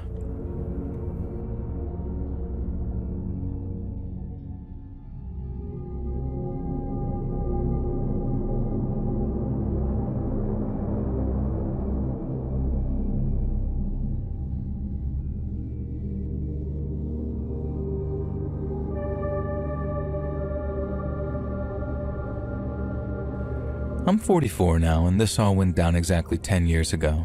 And as much as I adore my son, I did think that I was kind of resigned to a life as a single father. Now listeners, please don't crucify me, but in my experience, it's very hard for a single dad with a young male child to find a long-term partner.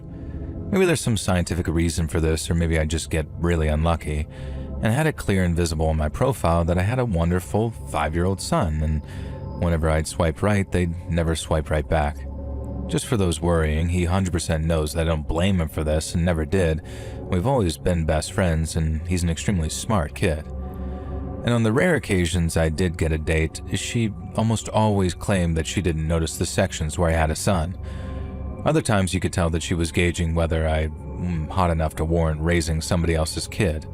No, was the answer apparently. Eventually, I gave up on dating apps and stopped bothering to look for a date at all. As it turns out, my son was staying with his grandparents one weekend, so me and my buddy Jesse decided to go bar hopping on a Friday night. Nothing crazy. We were 30-something-year-old men after all, and we certainly weren't going to hang out in clubs where the next oldest person was 22. But there's a surprisingly large amount of nightlife for the 30 to 40-year-olds in Chicago, and we found ourselves having a lot of fun. More than we'd expected. Now, eventually I met a woman who said that she was 28 and looked it too, and actually was. Sometimes people lie about their ages in places like this, but why bother? We all look and act our age, even if some age differently than others. Now, we ended up getting a little bit drunk and taking a taxi home. I was a gentleman and offered her my bed while I slept on the couch. Main rule, no drunken sex with someone I'm not married to. And the next day, we both woke up with hangovers and spent the whole day together. And I won't bore you with the details of our courtship, let's just jump to the important stuff. And the woman's name was Sheila. She'd moved in and served as this sort of surrogate mother to my son. And at first, everything was fine. She'd watch him sometimes help with his homework, do a small share of chores that I used to do as a single dad, and eventually though she stopped doing really any of that. She wasn't looking for a job and I was pretty much paying for everything, and she persuaded me to take a credit card out for us, which against my better judgment I did, not even questioning why she wasn't eligible herself. And I guess I was just, I don't know. She was in her 20s, attractive, I was in my 30s, she had a good relationship with my boy, and our intimate life was incredible. Who cared if she left a dish or plate or two lying around the house? It did start to grind me down though, and when Christmas came I realized that I'd have to borrow some money from my parents in order to be able to fully afford the item that my son wanted. I forgot what it was now, but we'll just pretend it's something really cool. It was mid-November when she broke the final straw. I came home to hear her yelling at my son that he was lazy and stupid for getting a B in English. I discussed with her multiple times that I had issues with his English teacher and her teaching methods, and that my son wasn't to be punished for a less than perfect grade in a subject. And yet here she was yelling at him, telling him that Santa would be spending his money on Christmas presents for her instead. And then she threatened to smack his butt when he responded with, "You're not my mom." Now, if there's one thing I don't stand for is corporal punishment and threats of violence against my kid. And I stormed in and told Sheila to just leave. Now, she looked at me like she'd just come out of a trance, and then, to much to my surprise, she agreed. She said it was for the best. She just asked if she could have until the weekend to pack all of her stuff together, which seemed reasonable. She'd fully moved in, so she had to fully move out as well. And that afternoon I was working in my office, and I've been able to do more remote work since Sheila, but I typically work from home so I could parent the boy. And I heard the front door opening, some muffled voices and shuffling, and then the door slamming shut.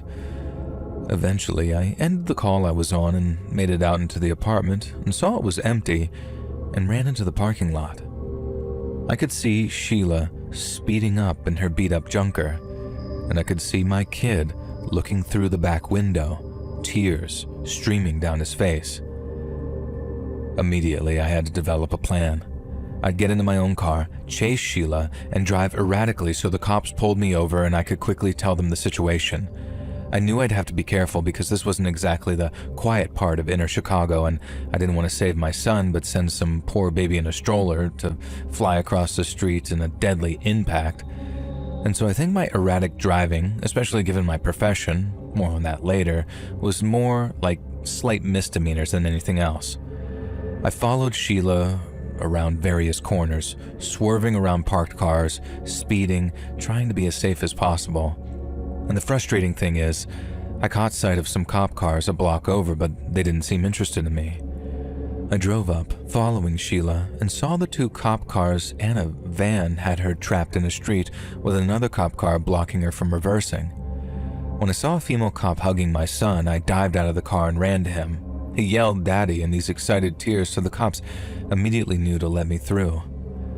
It turns out that two Chicago PD officers had both clocked me driving erratically and actually knew me. Now, I'm a stay-at-home prosecutor, so I'm not some stranger to a handful of cops.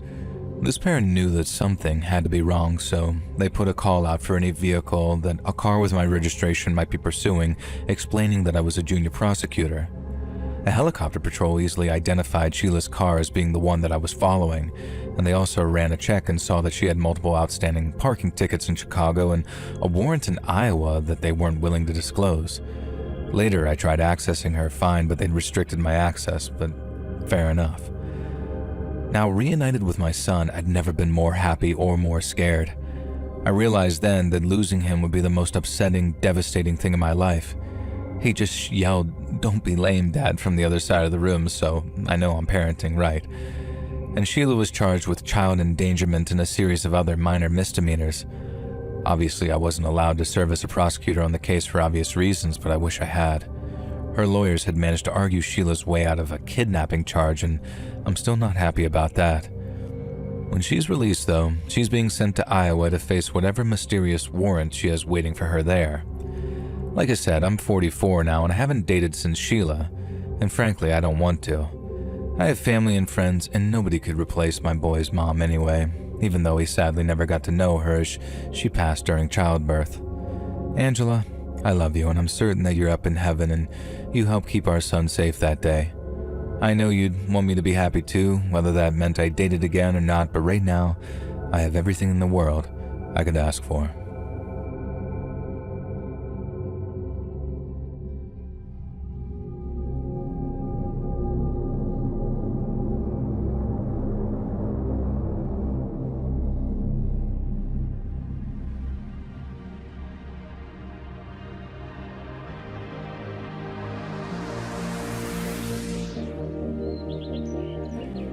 Hey friends, thanks for listening. Click that notification bell to be alerted of all future narrations. I release new videos every Monday and Thursday at 9 p.m. EST, and there are super fun live streams on Sundays and Wednesday nights. If you got a story, be sure to submit them over at my email, letsreadsubmissions@gmail.com, and you might even hear your story featured on the next video. And if you want to support me even more, grab early access to all future narrations and bonus content over on Patreon, or click that big join button to hear about the extra perks for members of the channel. And check out the Let's Read podcast, where you can hear all of these stories in big compilations located anywhere you listen to podcasts. I also have a true crime channel called Saturn Soul, and all links are in the description below. Thanks so much, friends, and remember, back to the lobby with you.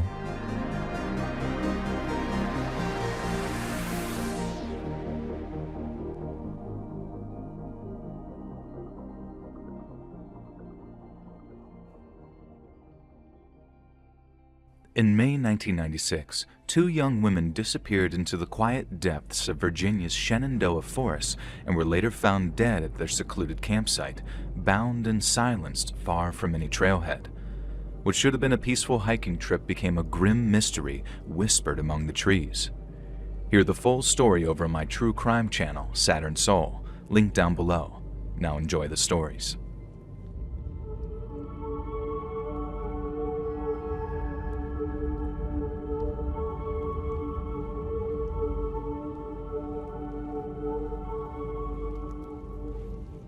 More than 3 decades ago, back when I was a much younger man, I helped a mate of mine move down to Glasgow from our home city of Newcastle.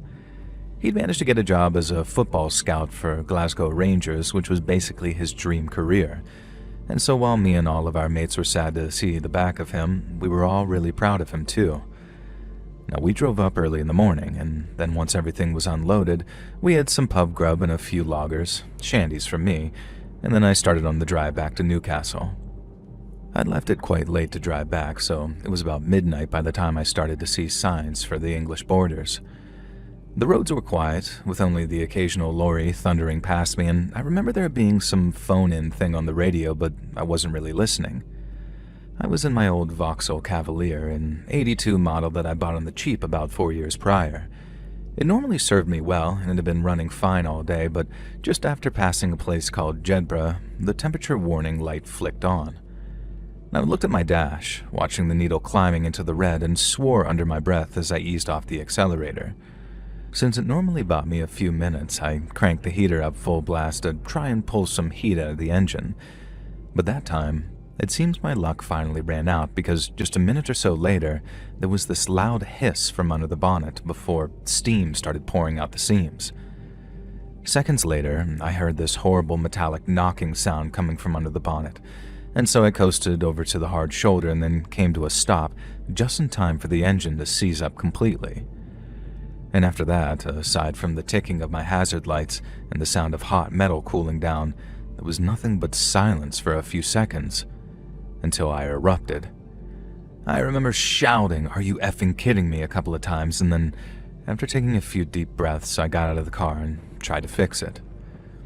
And I tried it for half an hour, and in that time a grand total of 2 cars passed me, but even with me waving at them as they passed, neither of them stopped. I didn't just stand there like some plonker for the whole 30 minutes, mind you. I popped my bonnet not long after getting out, but when I did, a load of steam and the smell of burnt coolant came wafting up into my face. And after waving away some of the steam, I spotted a crack in the top radiator hose and then noticed how loads of antifreeze was dripping onto the road and forming a big green puddle. I didn't have a spare hose, and neither did I have enough water to top it up properly, and even if I had, the engine had overheated so badly that I didn't trust it not to seize up again. Basically, I wasn't going anywhere in my old Vauxhall, and since there were no mobile phones back then, at least none for the likes of me, I had no choice but to walk if I wanted to get myself some help. Now, I reckon the nearest emergency phone would have been about a mile down the road, maybe more, and so I locked my car, left my hazards flashing, and then started walking along the dark grass verge with a torch in my hand. Now, I thought I'd be on the move for quite a while, but then no sooner had I started walking, I came to a dirt track, previously concealed by a long hedgerow, which led to what looked like a big 3-story farmer's house. Now, I was so happy that I was literally punching the air because despite the fact that there were no lights switched on the ground floor, there was what looked to be candlelight in both the front-facing upstairs rooms. I felt bad for calling so late, but since the alternative of walking along the motorway was a much more dangerous one, I reckoned that I didn't have much choice. It was a particularly dark night, small moon and cloud cover, so it was only once I got closer to the house that I saw how run down it was. The ground floor windows were either cracked or newspapered over, and there were cracks in the wood too, along with a lot of peeling paint. And as you can imagine, I started to get really bad vibes from the place. But I try not to judge books by their cover too much because you tend to be rewarded more times than you're burned for it. And so with that in mind, and granted very foolishly, I decided to knock on the door. I didn't knock too loud or aggressively, I didn't want to frighten anyone. But when my first knock got no answer, I knocked a little bit louder. Again, there was complete silence. No footsteps behind the door, no talking inside, nothing. But then after taking a step back and looking up at the top windows, I saw someone peeking out at me from behind a dirty-looking curtain. And I can't lie, it did scare me a bit seeing a pair of eyes staring back at me through the dim light. But as soon as I reacted, the eyes disappeared and I began to hear voices inside the house. Now, it sounded like a fair number of people, maybe half a dozen, and they were whispering like they were talking among themselves. I heard a little voice in my head saying, "They're awake, knock again." But before I could even dismiss it, I heard the sound of someone laughing inside the house. Not loudly, though, more like a muted sort of wheeze as they tried to keep their voice low. The bad vibes that I was getting ramped up to 11, so instead of risking a confrontation with whoever was either living or more likely squatting there, I decided to make a move. I turned around and walked back up the dirt path as fast as I could, looking over my shoulder every so often to make sure that no one was following me. Now, I was quite certain whoever was inside was watching me from those windows, but as long as they didn't follow me, then I didn't mind what they did. I'd almost gotten to the end of the path to where those 2 wooden gate posts held no gate when I started smelling something strong on the breeze, something that smelled like burning. And then when I turned the corner and could see out onto the road again, I felt this almost involuntary scream jump out of my mouth as I realized what the smell was. It was my car. My car was on fire. Now, I suppose I acted on complete instinct in running over to it because there was absolutely bugger all I could do about putting out that fire. All I could do was just stand there, effing and blinding and looking around for whoever might have done it. But as you can probably guess, there was no one, and the whole area looked deserted. And I knew for a fact that it wasn't. When I realized just how much of a bad situation I truly was in, I started jogging along the road until I got back on the motorway. Now, it was only a 4-lane carriageway, so I could walk along the verge without being in too much danger, but no matter how much danger passing cars posed to me, it still seemed safer than hanging around my burning car in that creepy house. Now, I think probably about a half an hour must have passed with only the odd car going past me, and in that time, I didn't try to get anyone's attention just in case it was the people from the home. I mean, the joke was on them in a sense because that poor cavalier was definitely on her way out, but on the off chance they wanted to do more than just burn my car, I had to be very careful about who I revealed myself to. Now, I was bloody nervous for that first half an hour, but after that, I started to calm down a wee bit. I hadn't seen any cars or anything parked outside the house, and if they really did want to chase me down for whatever reason, I reckoned that I'd have encountered them already. So once I calmed down a bit, and after maybe 2 or 3 more cars passed me with me sticking to the trees on the verge, I made my way to the edge of the road and then stuck my thumb out at what looked like a Land Rover of some kind coming my way. Now it slowed down as the driver saw me, but then instead of switching on the light above the wheel, someone in the passenger seat started shining a torch in my face after lowering their window. And right away, I knew that wasn't promising behavior when I realized whoever was in the car didn't want to be seen, and I turned and started walking away. Now, a second later, I heard a very promising, "Need a lift, pal?" Now, one that was just friendly enough to slow me down and make me think that I might have been overreacting. But then the second I slowed, I turned back to face the car, and the passenger doors opened up and I heard someone shout, "Get him!" Now I remember running right at the trees at the side of the road. Not along the road where the car would have been able to cut me off, but at and then through the trees and bushes at the side of the road. I remember closing my eyes as I felt things scratching against my face, and then when I opened them, I found that I'd come to a fence on the other side. I hopped over it with speed and power that I didn't even know I had in me. I mean, I was hardly some couch potato back then, but I wasn't exactly in perfect shape either. But I swear, I think I vaulted that fence like an Olympic athlete for fear of what might have happened if those men had caught up with me. It's strange thinking back on it as well, because these days, all I do sometimes is sit and wonder why those people chose to go after me like they did. But in the moment, as I was running, it didn't matter a jot to me. All I knew was that those people were out to get me, and all that mattered in the world was getting away from them in that moment. Now, I ran across this big dark field for what felt like ages, running and running until I couldn't anymore. And then when I got to the other side and spotted a road ahead of me, I swear I saw that same Land Rover driving along the road with someone shining a torch out into the field. I had to change my route and head off at an angle to avoid the Land Rover, and along with anyone to my rear who might have followed me. I had to force myself to run when I didn't think that I could run anymore, and even though I was quite a fit young lad and one pumped full of adrenaline, I soon felt like that I was about to cough up a lung and fall over. In the end, I found myself staggering onto a road and then right back onto another dark field because I was too scared to be out in the open with a car full of blokes trying to find me.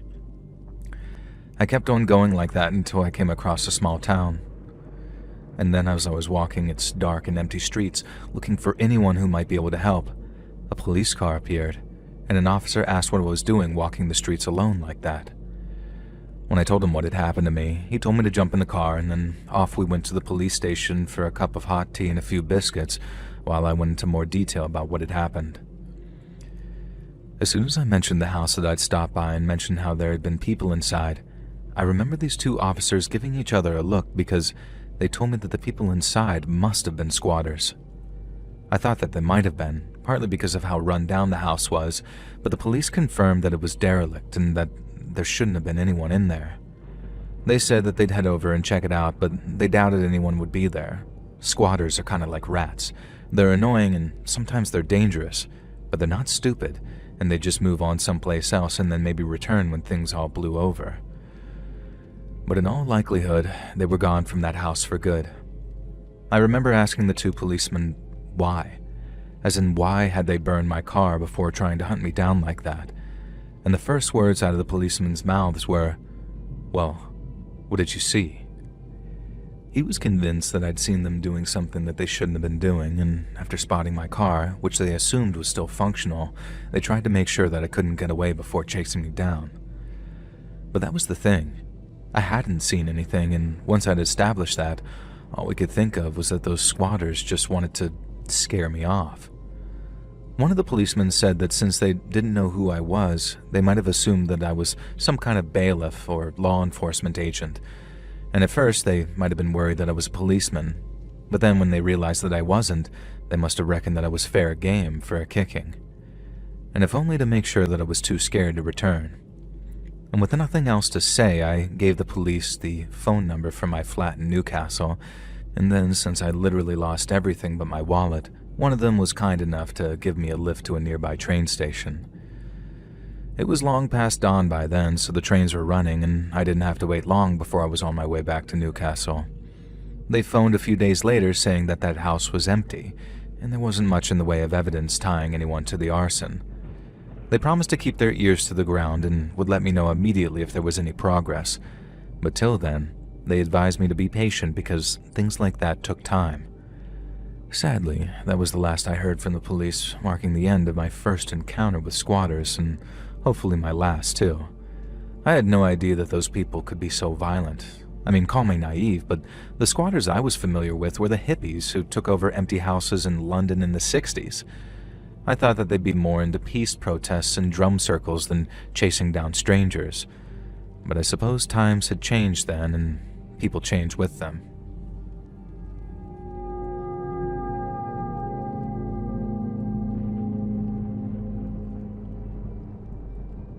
Almost 10 years ago now, way back in September of 2016, I drove all the way from LA to Phoenix to visit an old high school friend. Now, I was 31 and female, but still Hispanic and still small, and I drove out on a Friday and we spent all day Saturday together. And then, even though I planned to drive back home in the mid-afternoon on Sunday, I didn't end up leaving until about 9 p.m. at night. Now I know, I should have left earlier, and I know what I'm about to tell you is basically my own damned fault for not sticking to my plan. But even so, there are still nights sometimes, even all this time later, when I find myself waking up from nightmares with a cold sweat forming on my chest, having relived it all over again in my sleep. It was just after midnight when I rolled into Riverside County after passing over the Arizona state line. Now, a few people were still up in that area, so it wasn't completely dead, but after I passed the airport and the Mesa Verde complex, the 10 got super quiet again, and it seemed like there was no one but me out there for miles and miles. I was just trying to keep myself awake with some music and by blasting some cold air when suddenly, I noticed a pair of headlights in my rear view. Someone was coming up on me, and really fast too, and seeing how fast they were going, I honestly figured it was the police. I didn't panic or anything, I wasn't doing anything wrong, and I didn't have anything in the car that I shouldn't have, and so I just sat tight, kept my speed, and let them get closer and closer. When they got so close their headlights were blinding me if I looked up into the rear view, I figured they'd pass and keep going. But they stayed put, right behind me in the same lane and didn't budge for at least a couple of minutes. I'm trying to figure out if these guys really are cops, because it looked like they were driving in one of those big sliding door vans. Only this one was all blacked out, like even the windows looked like they were tinted. Now, there was nothing on it to say that they were police and no lights on the top either, so I started getting really nervous thinking, what the hell do these guys want with me? Like I said, they stayed behind me like that for a couple of minutes, and then by the time they dropped back a little, they sped up to try and pass me, and I was actually super relieved. Now, I thought because they weren't trying to follow anymore, I was out of danger, when in reality, I was in more danger than I could have ever even imagined. I just let them pass, because what the heck was I going to do? But then instead of passing me and speeding off, the black van pulled back into the same lane as me and then started cruising maybe 10 to 15 minutes in front like it was trying to block me. I thought, oh, big deal, right? Like I could just slow down and lose them. But I didn't think that I'd need to, so I didn't. I stayed right where I was, slowing only a little to just a safe distance between us, and then kept on cruising just like the van was. Oh, I had no idea what they were up to, and I think maybe curiosity really did almost kill the cat here, because when the van's rear doors swung open, and I saw a man in leathers with some kind of bandana wrapped around his face, I kind of just froze up. I couldn't think of a single good reason why he'd want to open the back doors like that, and for a second I thought that he might be planning on jumping out for some reason. I don't know what I was thinking. All I did was lean on the brake a little and put just a little more feet between myself and that van. I just had no idea that I'd moved right where he wanted me. I dropped back a little more, still wondering what the hell these guys were doing and why they didn't have any plates on the back of their van. I then watched as the man with the bandana around his mouth began to smile at me. I obviously couldn't see his mouth, but I could see it in his eyes. That or the dust was getting to him, because it's like he squinted before turning his back on me and carefully leaning down to grab something. Now, I might sound crazy or dumb to y'all who are reading this back in almost slow-mo, and maybe I was just too tired and slow or naive as heck, but I could not conceive of what he was about to do next, no matter how obvious it seems looking back on it. And so I just watched as the guy hauled something up into his arms, turned around, and then tossed it out onto the freeway in front of him. I saw what it was way too late, and I guess that moment of panic really did slow me down, but I had just enough in me to turn the wheel at just the right moment, so that when that old engine block came bouncing up off the blacktop, it smashed into my windshield on the passenger side and not into me. And once it hit, instinct told me to slam on the brakes, and so that's what I did, bringing my car to a spinning, screeching stop. Before I realized that I was covered in glass and there was basically a giant gaping hole where my windshield used to be. I just remember sitting there and shaking after I turned off my engine, and then I got out, walked to the side of the highway with my phone and dialed 911. And it wasn't until I described exactly what had happened as calmly as I could that I suddenly just broke down when the operator told me to stay on the line while she transferred me to someone. And after that, it was a case of guiding the cops and EMS to where I was so I could be taken to the ER. Aside from a few cuts and some mild whiplash, I was pretty much good to go, but I was reminded of just how lucky I'd been by that doctor. The cops had said the same thing, and that's why I say reminded, but at the time it didn't all the way feel lucky, and it wouldn't for quite some time. I knew I was lucky to be alive, and it wasn't like I was completely blind to how lucky I'd been in that respect, but all I could think about in the months afterwards was, why me? Like, why did they pick me of all the people they could have picked to throw a damn engine at? Like, I know they were trying to kill me. I just want to know what it was about me that made them think, yeah, this is the one. Let's turn her into hamburger meat. The cops didn't find that van or the people inside it, and I don't mean any disrespect to the boys in blue when I say this, but I didn't have much faith that they would.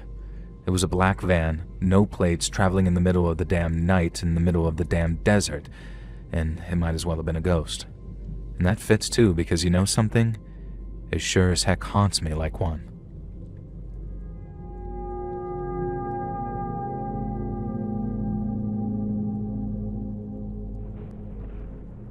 More than 20 years ago now, back when my son James was still in elementary school, we took a trip down to Bethesda, Maryland from New York so he could see his grandma. Now, it was kind of messed up from the start, I guess, because I had something come up at work on the Friday we planned to leave. And this meant that I couldn't get on the road until about 8:30 in the evening, meaning I wouldn't arrive in Bethesda till after midnight at the latest. Now, I called ahead to my mom and made sure that was all okay, and she wasn't happy at having less time with her grandson, but there really wasn't much that could be done. And so after getting her to agree to stay up later than usual, me and James hit the road. About 2 hours into the journey, I stopped at a little gas station in Maryland when I realized I needed a coffee and a bite to eat. James was asleep in the back seat, and I was worried about waking him up as I shut my car door, but he was still at that age where when he was out, and his eyes stayed closed after I shut the door. I got one of those big, super strong gas station coffees, a soda for James, and then a bag of those mini powdered donuts because I knew all that sugar would push me through the rest of the way. And then after walking back to my car, I found James was awake. And thinking that shutting my car door really had woken him up, I apologized and then turned in my seat to hand him his drink. And that's when I saw the key ring that he was now holding. At first glance, it looked like a little clown holding a sign of some description. And I asked him what it was while taking a look at it and saw how the clown's little sign read, Flying Plow Circus. It wasn't plastic either, like it was mass-produced. It was wooden and looked almost handmade. And when I asked James where he got it, he said a man had given it to him. Now naturally, this didn't ring any alarm bells at first, and I was about to just let it go. But then I asked when the man gave it to him, to which James replied, "A minute ago, while you were in the store." Again, this didn't scare me like it should have, because I'd locked my door. Now, I'd never leave my kid in an unlocked car like that while I went into a store, and since sleepy 6-year-olds aren't the most reliable and frequently play pretend, I didn't really take them seriously. But that's when James said something along the lines of, "Yeah, he did something funny to the door, like, then it opened, then he told us to go visit sometime." Now, I remember my pulse getting faster as I asked James if he was serious, and if he was sure. He told me he wasn't lying, and that the man used some kind of wire to open the door. Now, by the time he said that, my heart felt like it was about to burst out of my chest. I asked what the guy looked like, and James just said, "Normal." And then as I got out of my car and looked around the parking lot, I don't think I'd ever been so close to a panic attack in my whole life. I tried to calm myself down as best I could, and then I asked James to tell me the whole story again from start to finish. He was starting to pick up on my vibe, so he was starting to get all confused and kind of upset, and I had to assure him that he hadn't done anything wrong and that he just needed to tell me what happened, and then he went over it with me a second time. It made my skin crawl to think about, and it still does. The thought of some creep watching people, waiting for an opportunity to break into someone's car so they could creep on their kid. Like, I know all the guy did was give James a keyring, but that's his cover story, right? All he's doing is giving the kid a keyring till the parents take too long coming back, and then it's diddling or abduction time.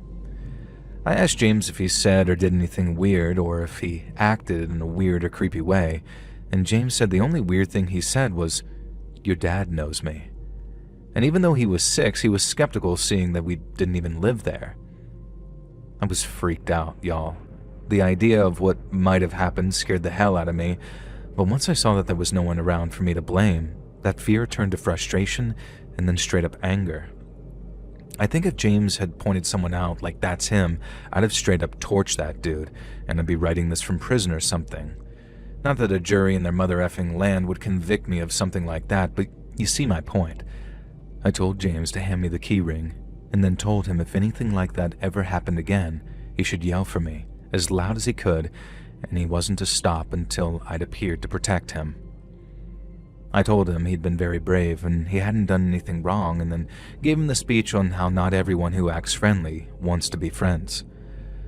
And then once all that was said and done and my heart rate had returned to normal, sort of, we got back on the road again.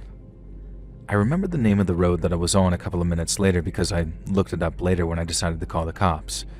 It was called Conowingo Road, a name I don't think I'll ever forget because I was driving down and I saw the sign saying Flying Plow Circus 1 mile ahead. I remember how the rage boiled up in me like you wouldn't believe, and I actually put my foot down thinking, I'm going to give these a-holes a piece of my mind. I powered along the highway, probably dipping over the speed limit a couple of times, till I finally found the sign saying Flying Plow Circus next right. I don't know exactly what I was planning. Maybe just find where the carnies' trailers were, then curse up a storm on how they needed to keep a leash on their pedo co-workers before he gets himself shot. I wasn't dumb enough to start a fight with a whole bunch of random circus folk, and I wasn't about to let their buddy get away with what he did either. But then after making the turn and driving down this dark dirt road to where a circle of trailers were sat, I changed my mind completely. If I could describe that collection of trailers in 2 words, those 2 words would be horror and movie. And there was a fire in the middle of them and a bunch of people gathered around it. And then when they saw my car, I saw a couple of them turn to look at me. I couldn't make much out. They were just these dark shapes with the fire in the background, but that made them even creepier looking. I realized that it might not be a case of one rogue carny, and for all I know, the whole gang might have sent that one guy out looking for a kid to snatch and bring back to them. Now, I just kept on watching them, watching me for maybe half a minute more, and then after taking one look at James in the back, who by then had fallen back asleep, I thought, screw this, and then turned around and drove off. Now, before James was born, if something like that happened where someone made me mad enough to hunt them down, then yeah, maybe I'd have gotten my car and been dumb enough to get my ass kicked by a dozen pissed-off carnival folk. But after he was born, it was like I had this safety software installed onto my brain where everything I did sparked the thought of, how is this going to end for me? There was no point trying to defend him from something I wouldn't survive confronting, because being a parent is literally all about living to fight another day. Life's not a game anymore for me. I have to do everything I can to protect my kid, and it's just scary as hell when you try and do all the right things and still end up with some creep breaking into your car. I called the cops from my mom's place that next day after telling her all about the man, the key ring, and all the signs from the Flying Plow Circus. They called me back basically saying that they'd been stonewalled and that no one admitted to slipping out from their camp after dark, not even for a second. And that's what confirmed it for me. If they were just a bunch of innocent, good-natured carnies just making their way in the world, then I doubt that they'd have stonewalled a pair of cops who came around asking about a kitty creeper. If there was some sketchy loner on my crew and I thought that they were up to no good, and I mean really up to no good, I'd want them gone. So the fact that they all sort of said, "I don't know what you're talking about, officers," and that made me think that they were in on it and they were just covering for their boy. On the journey back from my mom's and while driving in daylight, I slowed near that turn that I'd seen the trailers on but didn't see any signs for the Flying Plow Circus. Now, I'm guessing that they moved on after the visit from the cops, and after looking it up, I don't think the whole Flying Plow thing was their regular name. Flying Plow something, I can't remember if it was a road or a lane or whatever, was the name of the place that they set up on, so wherever they went, they'd probably put up some new signs and under a new name, and then on they'd go. I don't even know if they were running an actual circus. I saw plenty of trailers, but no big top. But what I do know is that one of them went out looking for kids, and almost certainly for no good reason at all.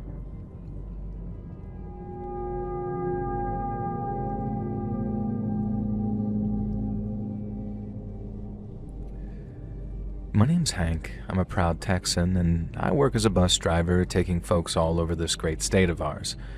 Most of those journeys take place during the day, but sometimes I like to earn a little extra pay by taking the overnight journeys, or what you might call the red-eyes. I fire up that big old rig around dusk, load her up with the sleepy travelers heading either home or away, and then take off along those long, lonely highways that stretch from Houston to El Paso and every place in between. I wouldn't call it a difficult job, but as long as you can keep the wheels turning through the witching hours and dodge all those back road deer, you can almost guarantee everybody gets where they're going safe and sound by sunup. And it's not often the bus causes you problems, because if you keep her clean and well-oiled, and she'll keep you moving and happy. It's the people that complicate things, though. Not every kind of person, but a certain kind, and all the worst rides have been down to that certain kind of person. Including this one, which was probably the worst I have ever experienced. Driving the bus across Texas at night with nothing but country songs and the stars to keep me company, it sometimes makes me feel like a night watchman, one charged with guarding the whole damn state. Now, I meet all kinds of interesting people on that open road under the big Texas sky, and then watching the sun rise over the prairies after a long shift, it's pure gold, but the cons hit hard too. Your sleep schedule gets all turned around, so whenever you're working nights, you miss out double on family dinners and weekends with the kids. The fatigue creeps up on you too, and dealing with rowdy passengers or breakdowns in the middle of nowhere is no picnic. But every so often, you get a special kind of rowdy, the kind that's not just drunk and loud or complaining about fellow passengers' body odor, the kind that's dangerous, real dangerous. Back during the fall of 2007, I was on a run from Dallas to Austin, driving through the pitch black with nothing but tumbleweeds and truck stops for miles. I had this fella riding with me about 6 rows back, one that had been staring out the window and kind of muttering to himself, at least according to a fellow passenger anyway. I couldn't hear him at first, so it must have been nothing but a few grumbles and not enough to cause a scene. But then after maybe an hour on the road, I started hearing him as he started to raise his voice. I looked up into my mirror to see folks shifting uncomfortably in their seats, but nobody said a word. That happens more often than not. People learn to tune out the oddballs on long bus rides like that, but the guy didn't get any quieter. He only got louder, and as he did, the tension in the air got thicker and thicker. My guy twisted something fierce knowing trouble was simmering, and I just prayed that it'd blow over, sort of like a false alarm, but it didn't. When it came, the guy went off like a firecracker on the 4th of July, almost like his fuse was sizzling away for a while, and then bang, off he went, and there was no stopping him. I heard someone say something to him, I guess a sort of shut up or something to that effect, and the guy replied with a full-throated roar, and then went at that challenger like a freaking skunk pig. I looked back for just a second to see him leaning across the center aisle, lunging at the person I assumed did the back-talking. I had to keep my eyes on the road, but I looked up into the mirror to see fists raining down, and then the sound of passengers screaming along with a doom, doom, doom of the big guy's fists against the other's face. They weren't fighting. It was like a beating. The kind that, if it wasn't stopped, was going to end in a casket and a family dressed in black. The bus exploded into chaos as the beating continued, with some people running for cover toward the rear and others charging the attacker to try and end the assault. And when he realized what was going on, the attacker sort of wheeled around and started swinging on the folks trying to stop him. And let me tell you, this man was no small specimen. From what I could tell, he made short work of the people trying to stop him, and I think he straight up knocked a guy out too, because something freed him up to go back to wailing on the first guy he attacked, who by then was out cold and leaking blood from his nose and mouth. I didn't get a picture of all of this until later, obviously, because I was mostly trying to keep my eyes on the road while keeping an eye on the situation behind me using my driver's mirror. But then as soon as I realized the violence wasn't about to stop anytime soon, I started slowing us down so I could pull us over and get as many people as possible off that bus. I didn't hit the brakes in a sort of screaming tires kind of way. You can't do that on the bus with people standing unless you want them falling head first. And while I didn't mind if our psycho attacker banged his head on an armrest, I had to consider the other passengers too. I brought the bus to the side of the road as fast as I could, which felt painfully slow given what was happening right behind me. And then once we'd come to a stop, I opened up the doors and began hollering for people to get out as quickly as they could. I think I herded about 12 to 14 people out of the front, and there were women clutching their children, a couple of old-timers who couldn't move as fast, but everyone else moved like greased lightning. Everyone except the people trapped on the back of the bus who were being blocked from the front exit by our raging psycho. We had an emergency exit at the back of the bus, so I started yelling at the people in the back to pull the lever and push the door open so they could all scramble out onto the road.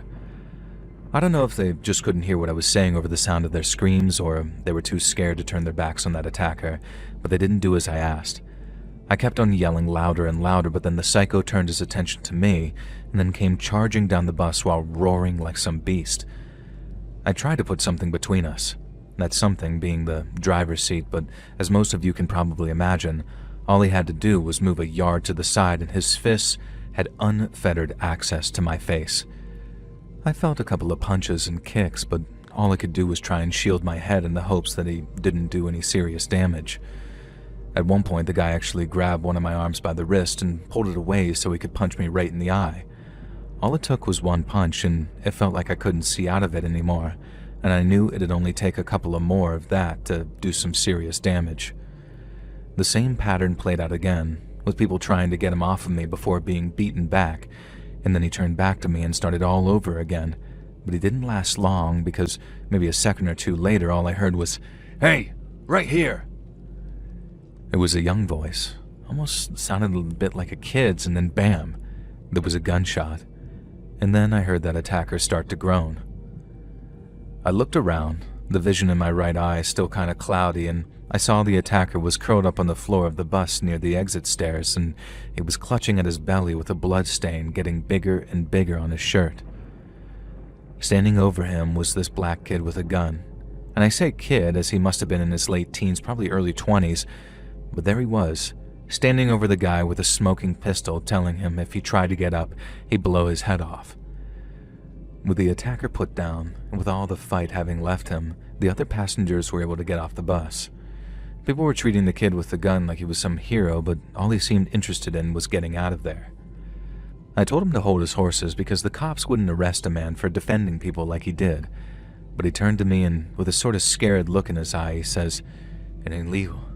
It ain't legal, man. I gotta go now." And then off he went. Lord knows where, and that's honestly the last I saw of him.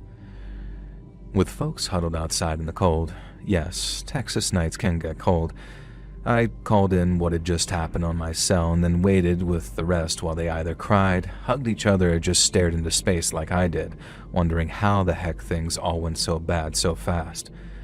And not long after, we all saw lights flashing red and blue across the flatlands, and then as they got closer, they were joined by sirens. State troopers rolled up first. Their guns were drawn so they could secure the scene, and then I gave them the lowdown on that berserker. I mentioned the shooter too, and I know I should have been honest with him, and I might have been a little selective over what I remembered because God knows I didn't want that kid's good deed treated like a bad one. Once the cops had the scene secure, the EMTs came right behind them. They hauled off that unconscious fella with his face all busted up and then stretchered off that young woman too, the one the attacker had given a few hard licks. And they even checked the attacker too, who was still alive but in a lot of pain, and then with him handcuffed to a stretcher, they took him away with a cop sitting in the back of the ambulance with him. The cops questioned everybody, taking statements while I stood there feeling like I'd aged a decade in about an hour. And the company I work for got a replacement bus out to us as quickly as they could, and then once the dust settled and the authorities cleared us to go, we were back on the road again. We were minus a couple of passengers because some had chosen to wait for kin or friends so they could ride with them instead, but we were also plus one because I got to sit back and enjoy the ride with the new driver at the wheel.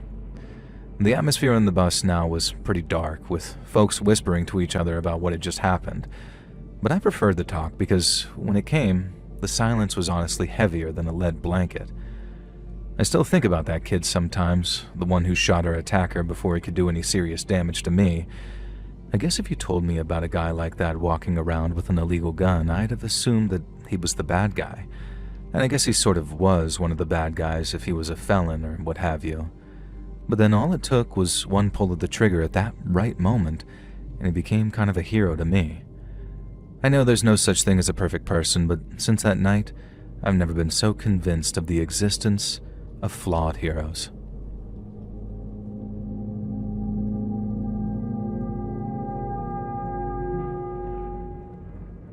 So I used to drive taxis in Liverpool back in the 80s. Now, it was great money for what it was, and so even though I only planned on doing it long enough to find a replacement for the job I'd lost, I ended up driving for almost 3 years before I finally gave up. A big appeal was that I could work when I wanted. If I had something that I needed doing in the daytime, be it something with the kids' school or whatever, I could just take a few hours off, take care of business, and then head out on the jobs again at night to make up the hours. And there was no doing that in a factory or down on the docks, not without getting your pay docked anyway. But it wasn't all sunshine and roses, and I remember one particular job where for a minute or two, it didn't look like I was going to make it home to my family that night. It started when a job came through just after 10 p.m., asking me to take someone from Agberth Vale to Anfield.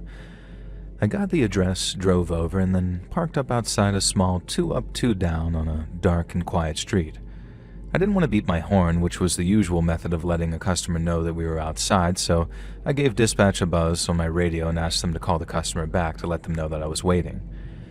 Dispatch said no one picked up the phone, but then maybe a second or two later, I saw someone walking out of a house and towards my car. Now, as I said, it was dark, so even though I saw the shape of them moving towards the back passenger door, I didn't get a good look at them until they were sitting behind me, and when I did, I almost pissed my kecks. He was wearing a balaclava, and after he shut the door, he sank down low in the seat to make it harder for him to be seen from the outside. Now, he had what looked like a jerry can of petrol in one gloved hand, and then with the other, he pulled out what looked like an old detective gun from his jacket, like a proper six-shooter, and pointed it directly at me. He said if I tried to run, I'd be shot. In fact, if I did anything that even remotely upset him, I was a dead man. Now, my only job was to do what he said, and when he said it, and if I did, I'd go home alive that night. And so, seeing as I didn't have much of a choice, I drove where he told me to go. We ended up parked up across from a pub not far from the Rialto on Upper Parliament Street, I remember, and the lad in the back told me to turn off the engine and then spent the next 15 minutes or so checking his watch and peering up over the solid part of the door to watch the pub through the window. He kept on checking his watch, and I kept getting the urge to try and talk him out of whatever he was about to do. But every time the words were about to come out, something stopped them. I stayed quiet, and then noticed that when the clock on my dash hit 11 p.m., the lad in the back started getting even twitchier. When I noticed people coming out of the pub, obviously around kick-out time, the lad told me to start the engine. He was watching the pub doors like a hawk, and then suddenly, he started rolling down the window all frantically before he pointed the gun out the window, shouted something I couldn't make out, and pulled the trigger. One of the fellas who just walked out of the pub hit the concrete like a wet sack of spuds. Someone screamed, and then the guy in the back seat let out a scream of his own as he told me to drive. I obviously had to stay under the speed limit where possible, but it was tough with a gun pressed in the back of my head every so often, with its owner telling me that if I stopped for the police or took us down any dead ends, I'd be getting one to the back of the dome.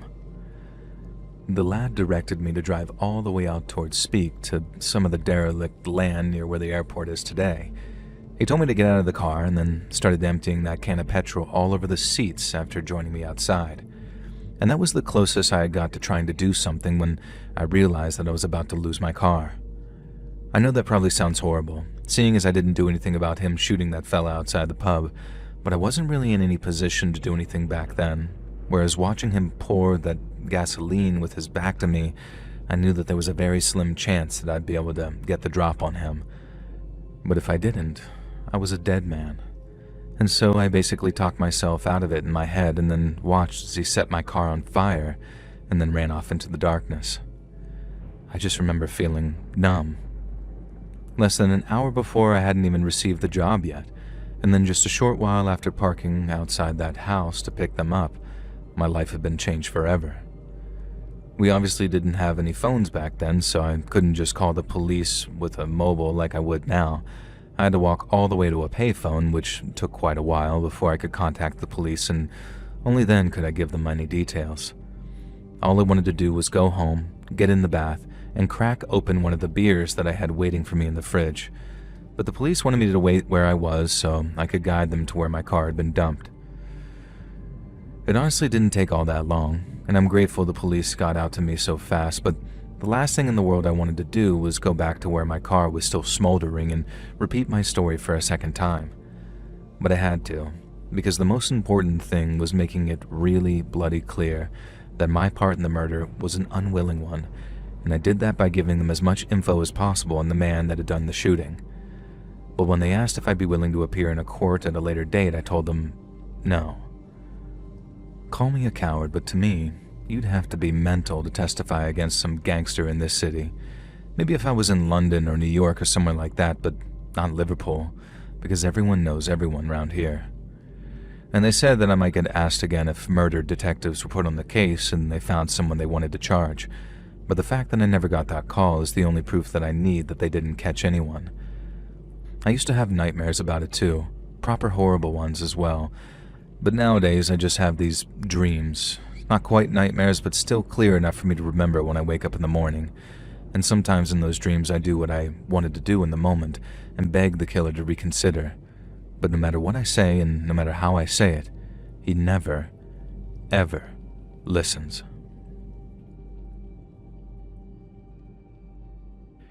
Hey friends, thanks for listening. Click that notification bell to be alerted of all future narrations. I release new videos every Monday and Thursday at 9 p.m. Eastern Time, and there are super fun live streams on Sundays and Wednesday nights. If you got a story, be sure to submit them over at my email at letsreadsubmissions@gmail.com, and you might even hear your own story featured on the next video.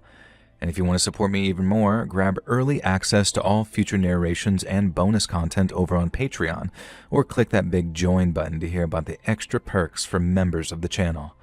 And check out the Let's Read podcast, where you can hear all of these stories and big compilations located anywhere you listen to podcasts. I also have a true crime channel called Saturn Soul. All links in the description below. Thanks so much, friends, and remember, the beacons are lit. Gondor calls for aids.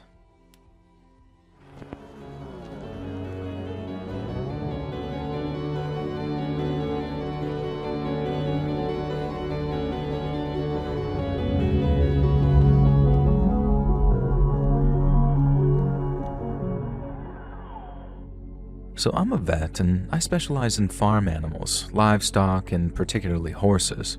This means I'm often on call and working the night shift. I was on a call on this particular night when this happened, and I thank the Lord that I was, and also wish that I wasn't.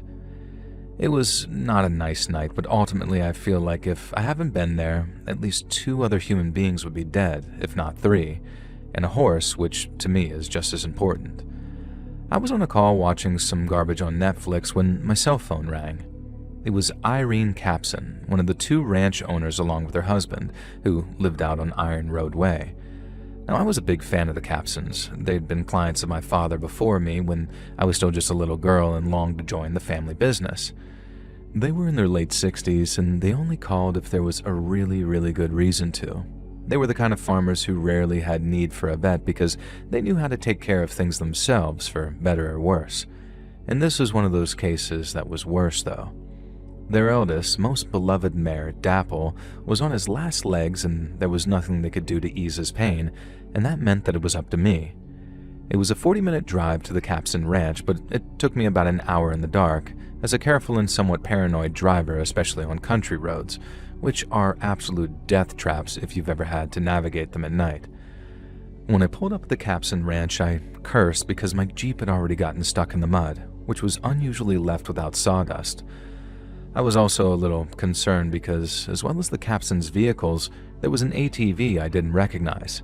It didn't even look new, but I guess it could have belonged to one of the ranch workers. Irene Capson had told me that it would only be her and her husband present at the ranch, though, and to meet them in the barn, so alarm bells were already kind of ringing in my mind. The first thing I did was grab my heavy, highly important equine medical case from the back of my Jeep, and then, cursing again as I waded through the mud, almost losing my gumboots multiple times, I headed toward the barn. Now, before I even reached the barn, I could tell something was wrong. Now, the door was open more than a crack, and I could hear an unfamiliar voice coming from inside, who did not sound at all friendly. I managed to find a crack in the barn slats that allowed me to spy through without hopefully getting noticed, and the narrative I began to piece together filled me with incredible dread. A younger man held the Capson couple at shotgun point. I could make out everything they were saying. I won't recount it at all because a lot of it simply involved the younger man, whose name was Daniel, cursing a lot at his parents. He was throwing some really vile, unrepeatable language out there, things I'd be ashamed to say to anyone, let alone my own parents. And that's something else I learned. Daniel was their son. His purpose for being at the farm was to try and persuade the couple to loan him $30,000. He made no secret of the fact that this would help fund his lifestyle, which largely seemed to involve taking meth and some kind of lunatic plan to set up a lab with his friend. Apparently, the friend was providing the lion's share of the funds, and the Capsons were begging Daniel to realize that this was a scam. There would be no meth lab. They would not become the real-life Walter and Jesse, and at best, he would blow the money on drugs. Daniel's response to this was to threaten to blow them away and simply take everything he could. He claimed he knew the safe code, and as much as it would destroy him to kill his own parents, it would destroy him even more if he couldn't get the money. I knew I had to step in. I snuck away from my spy hole and slipped through the crack in the door. Now, the kid hadn't noticed me, and neither had Irene Capson. Unfortunately, the dad Capson did notice me and couldn't stop the look of relief from crossing his face. And while I was flattered that Mr. Capson saw me as their savior, it did unfortunately mean that the younger Capson's son saw me as a threat. He whirled around. The shotgun was now pointed at me. I just stammered and stuttered, almost peeing myself because I had never had a gun pointed at me before. I faced down angry charging bulls. I've been kicked by a horse. I've climbed a tree to avoid 30 to 50 feral hogs. Now, granted, it was more like 7, but that's not a joke, and I operated on a tiger who started to wake up during the procedure. I've calmed an angry hippo, but nothing has left me as terrified, as shaken, and unsure as the young Daniel Capson pointing his gun at me. I'd almost forgotten what I was there for, and then I noticed his eyes flicked to Dapple in the stall nearest me. Without taking his eyes off me, he asked his parents, "Is Dapple okay?" And I remembered from growing up as a little kid when he was a teen that Dapple had been his horse, his beloved horse, back before whatever the hell happened to him happened. Now, over his shoulder, Irene admitted that no, Dapple was not okay, that I'd been called to the ranch late at night to see if there was anything I could do to ease Dapple's suffering. The Mr. Capson started pleading with his son, begging him, asking him if that's really what he wanted Dapple's final memory of his beloved boy to be. And at first I thought that Daniel was too far gone, that his love for drugs outweighed his love for Dapple. and then he began to cry and asked me if I could save him. I lied and said yes. I told him that I needed to reach into my medical bag to grab some equipment to help make Dapple better. Not many people know this, but some vets carry pistols as part of their medical kit, particularly vets who specialize in horse care. It's often the easiest and most painless way to put a horse to sleep, a bullet through the center of the brain. And that hadn't been the plan for Dapple, let me just say that, but it was certainly my plan for their son. I pulled the pistol out, aimed it at him, and unwaveringly told him to drop the shotgun. Daniel was a broken man at this point.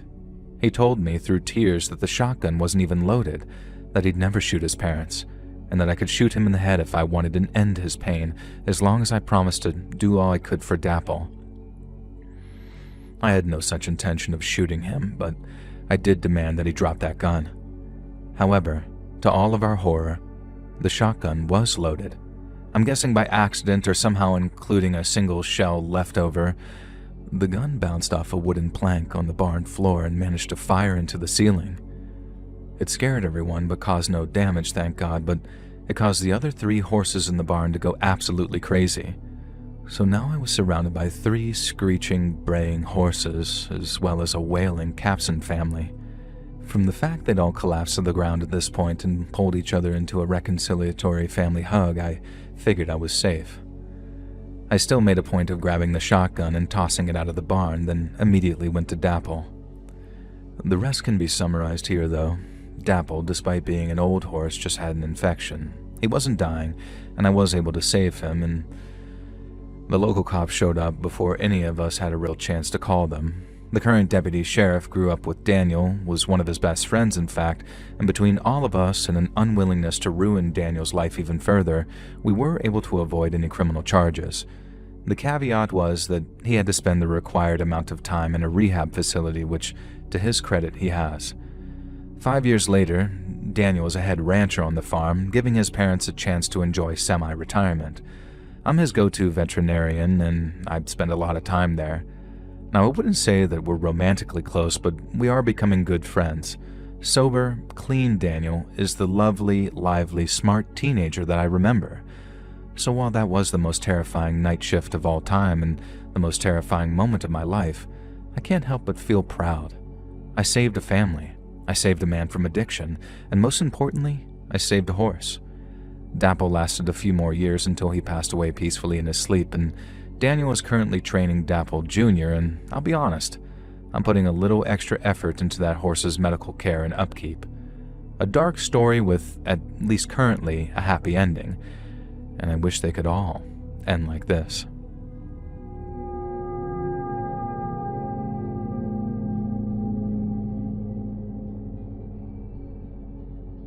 I work at a grocery store that I won't name in Detroit, and I work almost exclusively on the third shift, so thankfully I don't have to deal with customers, and I spend most of my time stacking shelves and doing busy work. It might not sound like a glamorous job, but it's something to earn me a little money while I finish my college degree, which I'm actually set to graduate with honors. Now, it's very, very rare that anything weird happens during the third shift. Some of the workers can be a bit weird, but aren't we all who work at night? No, I'm just projecting, but I usually arrive at the store during closing time, by which all the customers have been tossed out on their butts. I don't know what happened in this particular case. Maybe she was hiding in the bathrooms or tucked away in a display or God knows what. But short version shorter, there was an elderly female customer left in the store with us when it should have been just us workers. Now maybe you'd imagine her wandering around lost or looking for her dead husband or demanding to know where we keep the pasta.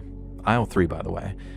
But no, she snuck through the whole of the store unseen, like solid freaking snake, and none of us had a clue that she was even in the store for the first hour of our shift. Now, the first sign that something was wrong was a sudden foul smell emanating from the fish department. Myself and my colleague Cherry rushed over there, curious as to what had suddenly caused a fish to just go rotten. Had a tuna exploded or something? But nothing could have prepared us for what we saw. The old woman had crawled inside the iced fish display, which was actually due to be emptied by one of us at some point, and she was rolling around inside of it, tearing fish apart with her bare hands and somehow treating them like her worst enemies. We watched in horror and I guess kind of amusement. We could only stare as she saw the goddamn octopus sitting there, some kind of delicacy that they'd imported in because God knows why. Apparently people eat these things and squid. And she was muffled by the glass, but we heard her screaming something like, "There you are," at the octopus and began trying to tear into it. Now, octopi are stretchy and pretty hard to just tear with your hands, so this old lady had the brilliant idea to just sort of gnaw on the octopus with her teeth. Only it turns out that she wore dentures, and after a number of attempts of biting the octopus's tentacles off, she got her dentures stuck in its forehead. Thankfully, someone had called the cops by now who showed up, but it was like nobody wanted to intervene. We wanted to see what she'd do next, and unfortunately, what that involved was smashing her way out of the glass cabinet housing the fish, creating an even more disgusting smell as she charged towards us. We soon realized that there was more to it than fish. She'd soiled herself. Now, this might all seem funny to you, and frankly, it was right up until this moment. Then, covered in broken glass and bleeding profusely from shards, she lunged at Cherry, tackled her, calling her an octopus woman and accusing her of inserting eels into various orifices, and I think some troll grandson of hers had shown her some of the famous shock memes and it had just broken her brain. And the whole thing ended with the cops having to actually tase her and try to bring her down, but she was having none of it. She somehow withstood the entire taser blast. I guess it was pretty weak since they thought that she was just some old woman. And then she charged back to the fish counter, grabbed as much seafood as she could carry, and then jumped on Cherry again. Now, the next thing we know, she's trying to force an entire octopus down Cherry's throat while whipping me with some eel, and I know it sounds funny as hell, but it was honestly terrifying at the time. The fish were pierced with broken glass, and she was forcing broken glass down Cherry's throat, and she was pierced with broken glass herself, meaning that she was cutting Cherry up. And so here's the final kicker. The old woman wasn't an old woman at all. She was an old man who had made a living as a fisherman and lost his livelihood thanks to commercial fishing and grocery stores like ours switching from locally sourced produce. He had dressed as his wife because after he went bankrupt during the Great Fish Recession, she died of a heart attack, and he blamed just about everyone he could, but mostly us. Apparently our store chain had been his biggest local client, and so it ended up being a tragic and horrifying and scary incident. Cherry suffered severe damage and bleeding to her trachea, as well as some scars all over her body from the broken glass, and the store managed to keep almost all mention of it out of the papers, and the poor psychotic fisherman was taken away to spend his remaining years in psychiatric care. I still work at the grocery store on third shift, but hopefully not for much longer after I graduate. Cherry's doing just fine now, but we all insisted that we were not willing to stock imported octopi in the fish counter from there on in.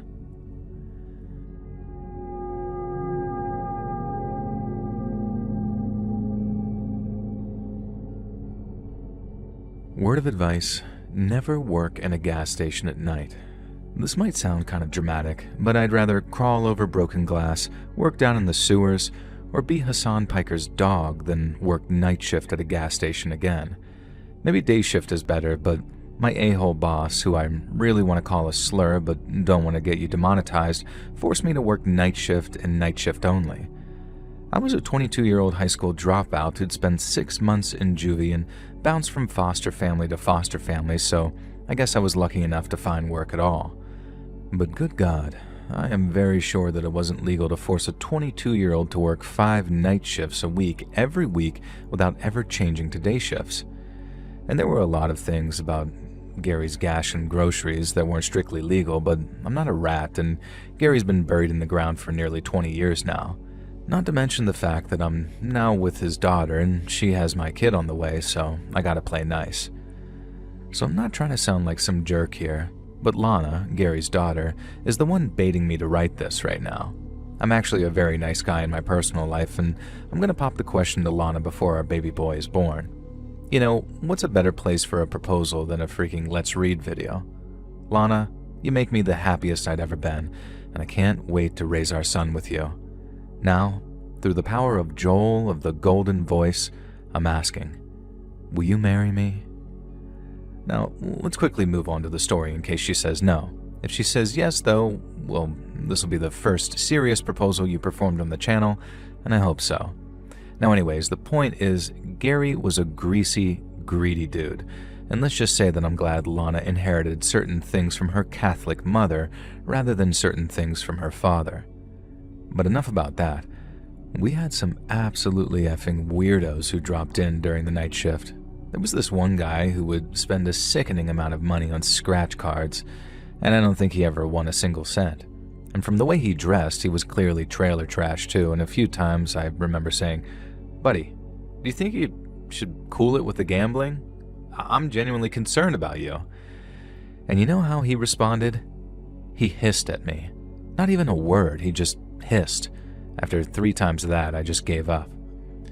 So there was that scratch-off jack-off, and then there was the 7-foot-tall man who came in at precisely 2 a.m. every day and bought a single Red Bull, a pack of Marlboro Lights, and one of those massive pickles in the plastic packets. Just those 3 items every single time. And the guy looked like he was about 90 as well, and sure, he was a skinny mofo, but there was absolutely no way that I was questioning him on his purchases, especially not after the hissing gambler. Now finally we had this kid, and he looked about maybe 8 tops, who would come in at around 5 in the morning every single Tuesday and Thursday, and would ask if we had any X-Men trading cards for sale. And I explained to him every single time that we didn't sell trading cards of any kind, but that didn't put him off. He'd be there every Tuesday and Thursday like clockwork, and when I told him no, he looked so upset and despondent, really. And so one day I went to the local comic shop and just got like 6 little packs of X-Men trading cards, and when the kid came in next, I presented him with the packs because surely one of them was the right brand that he was looking for. And the kid looked at the pack of cards, called me a retard, and then threw the packs back at me and stormed out. Now to this day I have no idea what I did wrong.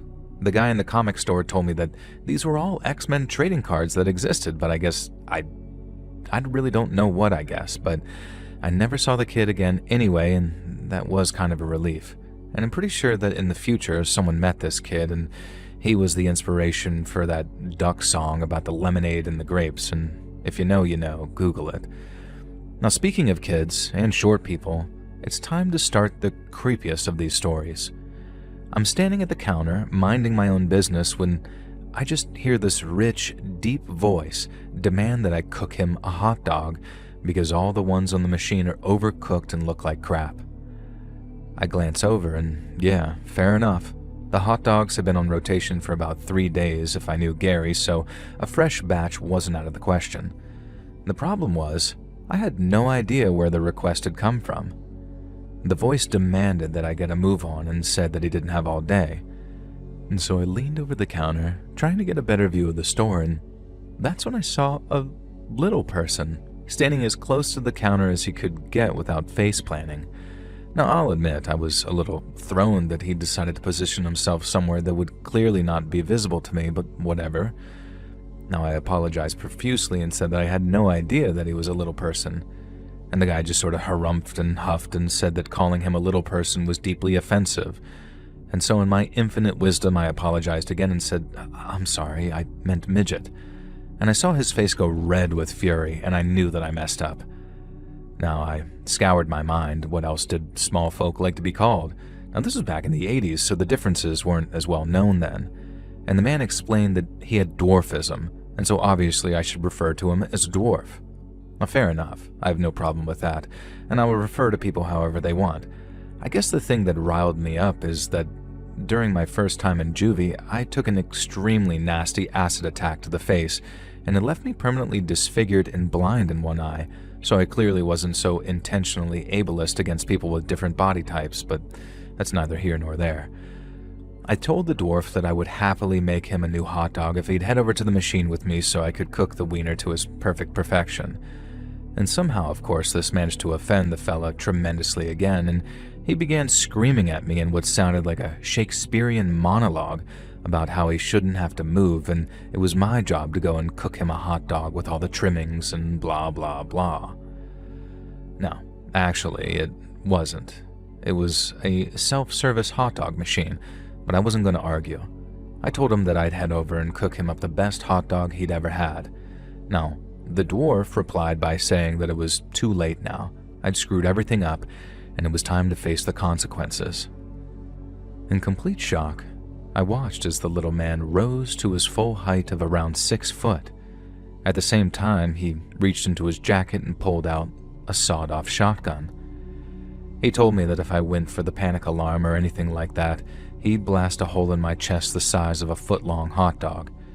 And you know what? Screw it. Screw Gary. I wasn't getting killed over a job that barely paid enough for me to live and forced me to work 5 nights a week at Gary's. And I told the now 6-foot dwarf to chill and emptied the register for him. He filled a bag that he'd produced from nowhere and gave me a very cruel smile and just strutted out of the gas station. Or he almost did. For some reason, he paused to unload a shotgun round into the hot dog station and blasting that thing into pieces, leaving my ears ringing, and then he left. Now, my heart was pounding harder than it had when I'd done 4 lines of, well, never mind. Immediately, I pressed the panic button and I called 911 for good measure. Screw Gary. Those cops could actually wake him up. And so when the cops got here, we discovered a bunch of things. 1, Gary was too cheap to actually buy an outdoor security camera, so that one was actually fake. And so we had absolutely no footage of this fake dwarf leaving the premises. However, the interior cameras did work and I was able to see how he'd tricked me. He'd been kneeling on shoes, positioned in a perfect practice pose, so I had no chance of seeing his real legs. This explains why he didn't want to accompany me to the hot dog machine, though. And hilariously, this fake dwarf had been the suspect in a bunch of local robberies. He'd never fired his weapon before, and you know what got him caught? The fact that he took the time to shoot the crap out of that hot dog oven. Now, they were able to trace that buckshot of the gun to the owner and get his ass busted. He'd robbed enough places that I'm pretty sure that he'd actually die behind bars. What a shame. And as for me, I got my ass absolutely chewed out by Gary for handing over the cash and not risking my life by grabbing the baseball bat under the counter. I quit on the spot. I got my life together and I went back to school. I graduated, then got a degree, and some years later I met a woman that I fell head over heels for. Now imagine how shocked I was when I discovered that she was Gary's daughter, and hated him even more than I did. We originally bonded over drinks, where she shared our glee that he was dead, and now I know I sound like an ass, but you didn't know the man. He wanted me to die rather than hand over $200 or so to a fake dwarf. Screw Gary, screw the fake dwarf. I work in a very lucrative field now, and my life's freaking awesome. And that's why I'm writing to another awesome person, you, Let's Read, and I hope you enjoyed my story of a bunch of weirdos, at least one of whom nearly murdered me. And if you didn't, well, I know people who will shove a hot dog where the sun don't shine. Have a beautiful day.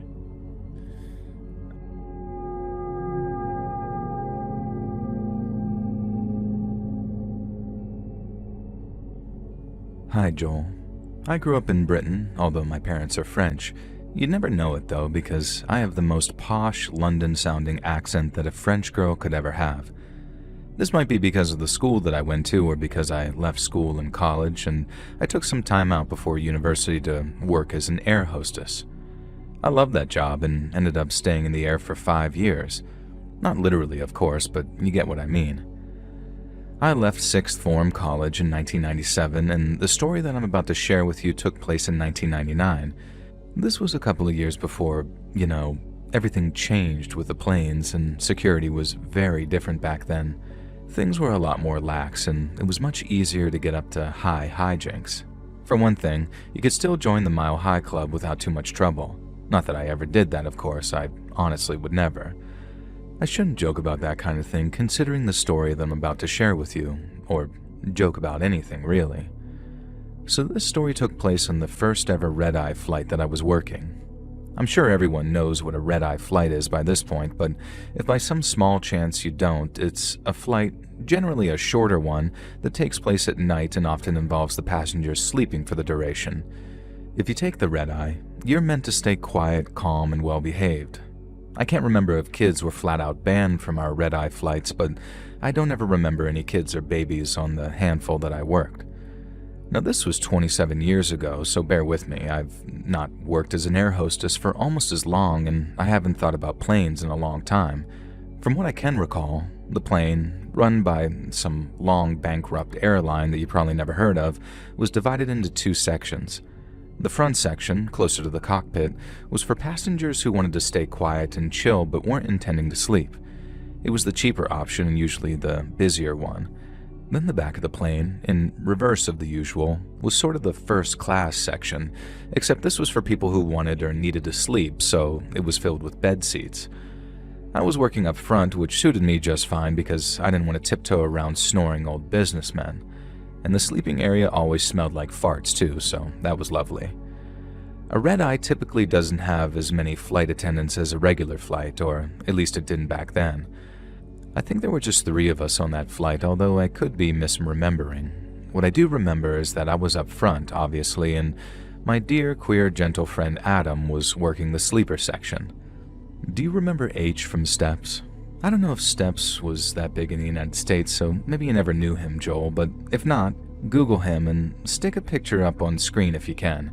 Adam looked just like H from Steps, only he was a lot calmer, quieter, and more gentle than H, who always seemed like he had the energy of 50 men. Now make sure you Google H from Steps and not his real name, Ian Watkins, otherwise you might get that nunce from Lost Prophets, another singer who unfortunately shared a name. Now, he did some really terrible things, and you should do a true crime story about him one day, actually. That'd be actually very interesting. He was shanked in prison recently, too. Died. What a tragedy. Now, anyways, Adam was like a really calm and gentle H from Steps, and I promise this is important eventually. Partly it's important because the villain of this story, who we'll call Ian, looked kind of like the Lost Prophets guy. Although he wasn't really famous at the time and we didn't know he was a major criminal, so maybe I'm just misremembering. I'll call him Ian anyway because nearly every guy called Ian I've ever met was a proper prick, if you get me. Except for my cousin Ian, who's an actual right laugh. So anyways, back to the red-eye. Because I was working at the front of the plane, most of the passengers ate late-night airline food, and that meant that it was my job to collect up the trays with their rubbish on them. Now, I did this on autopilot, pun intended, sticking them on my trolley with a little "thank you, sir," or "thank you, ma'am," or "thank you, lovely," if they were some old biddy who was so wrinkled that they could have been a lad or a lass, or how do I put this tactfully? Someone who was very large and made it impossible to tell their gender. Now anyways, you had to be really careful about that back then. Christ, I mean, I feel bad for air hostesses in the 2020s, and I bet there had to have been some actual moments where a 20-year-old sweetheart had called a bearded passenger sir and been chewed out for not recognizing that they were a pretty princess.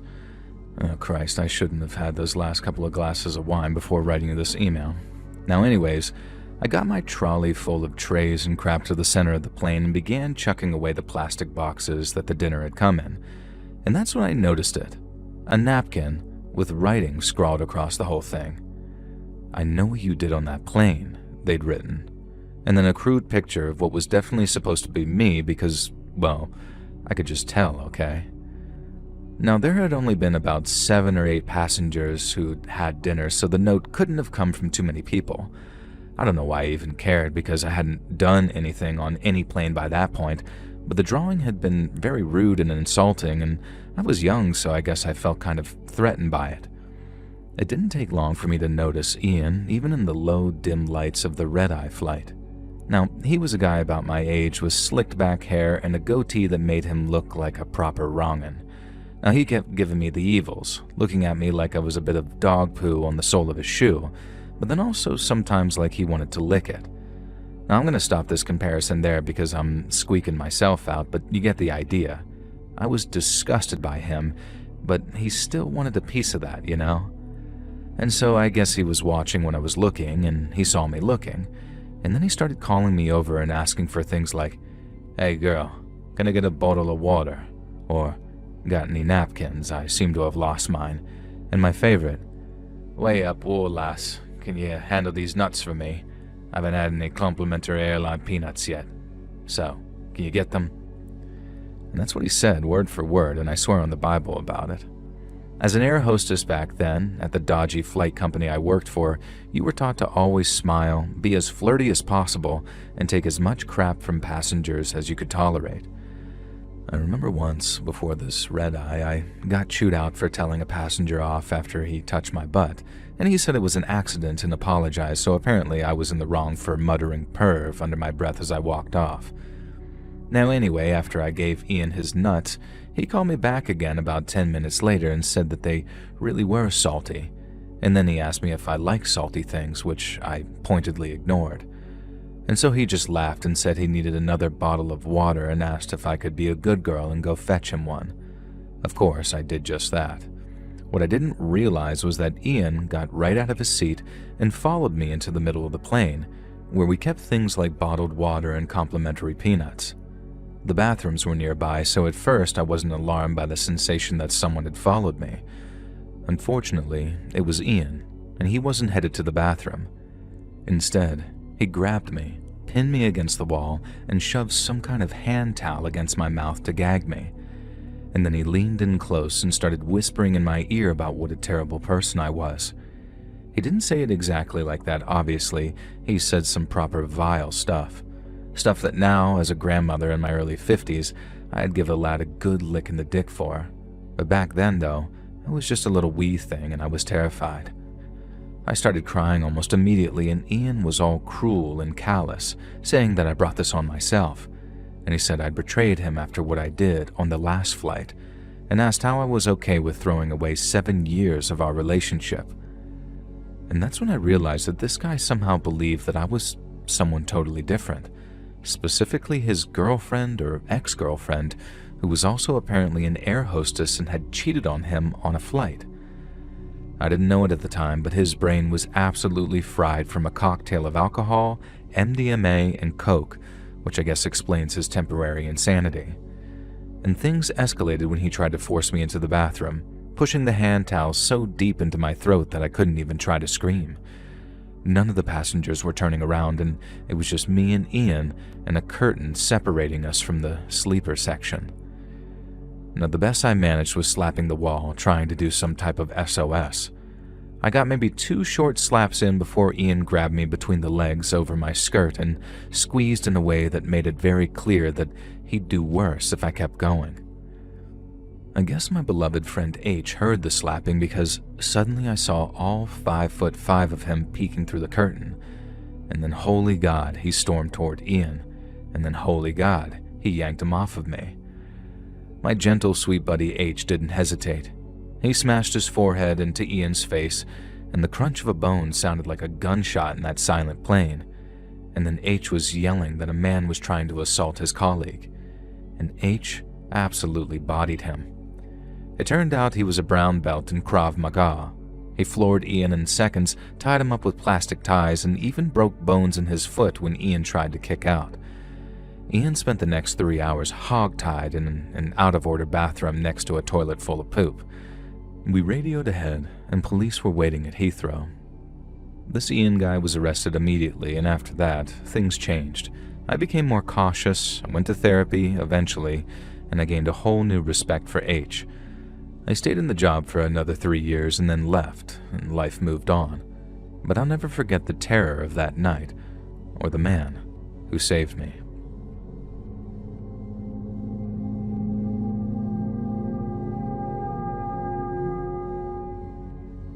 I'm a 35-year-old woman, and I work as a nurse. I've done so for the last 10 years now. I doubt it's a career that you can really relate to, being a literary expert and linguistic YouTuber, but it feels like we live in entirely different worlds altogether, although apologies if I'm wrong. Now, maybe you have family who worked in the profession, and I'll admit I'm not a die-hard regular viewer, but I love it when your videos come on autoplay and actually help me sleep. Some friends of mine encouraged me to email this story in, so I hope I'm making the right call in doing so, and I think it was scary as HE double hockey sticks anyways. So this story takes place when I was 25. I'd already done a degree, so I was on a fast-track program at nursing school, a little 2-year qualification. Now this meant that there was a lot of the on-the-job training early on, which suited me just fine. I've been in school since I was like 4 years old, and I was eager to put the books away and start emptying bedpans or inserting suppositories into people's butts. And maybe the whole sometimes saving people's lives things. I don't know, I forget why I got into the profession. Now anyways, as a part of my training, I was required to spend 2 months working on a number of different wards. Really, they just wanted to toughen us up and throw us into the deep end. I'd already done a stint in the pediatric floor, an oncology floor, and a burns unit. Now, it was absolutely insane, particularly the burns unit, honestly, and I'm pretty sure I could spend a whole story talking about what various types of burns do to the human body. And I would traumatize your listeners more than half the serial killer or stalker stories did that they might have heard. Now, I was pretty relieved when my next assignment seemed like the administration were giving me a break. Now, I was set to spend 2 months working on a coma ward. I mean, okay, yeah, this was emotionally pretty devastating, but it was pretty different from consoling a guy whose face had been permanently disfigured by an electrical fire and whose nerve endings would never, ever stop reminding him of this fact, let alone the visual aspect. But just thinking about it now, and this one guy in particular, it honestly breaks my heart, and I'm not going to talk about him or even think about it.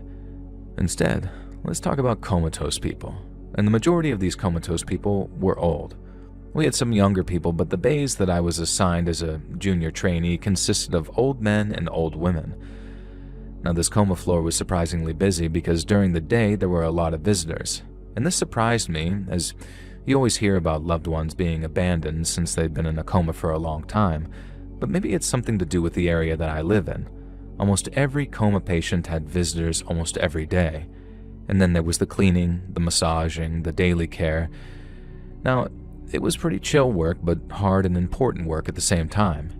And after a week, I was asked if I could cover the night shift for 3 nights.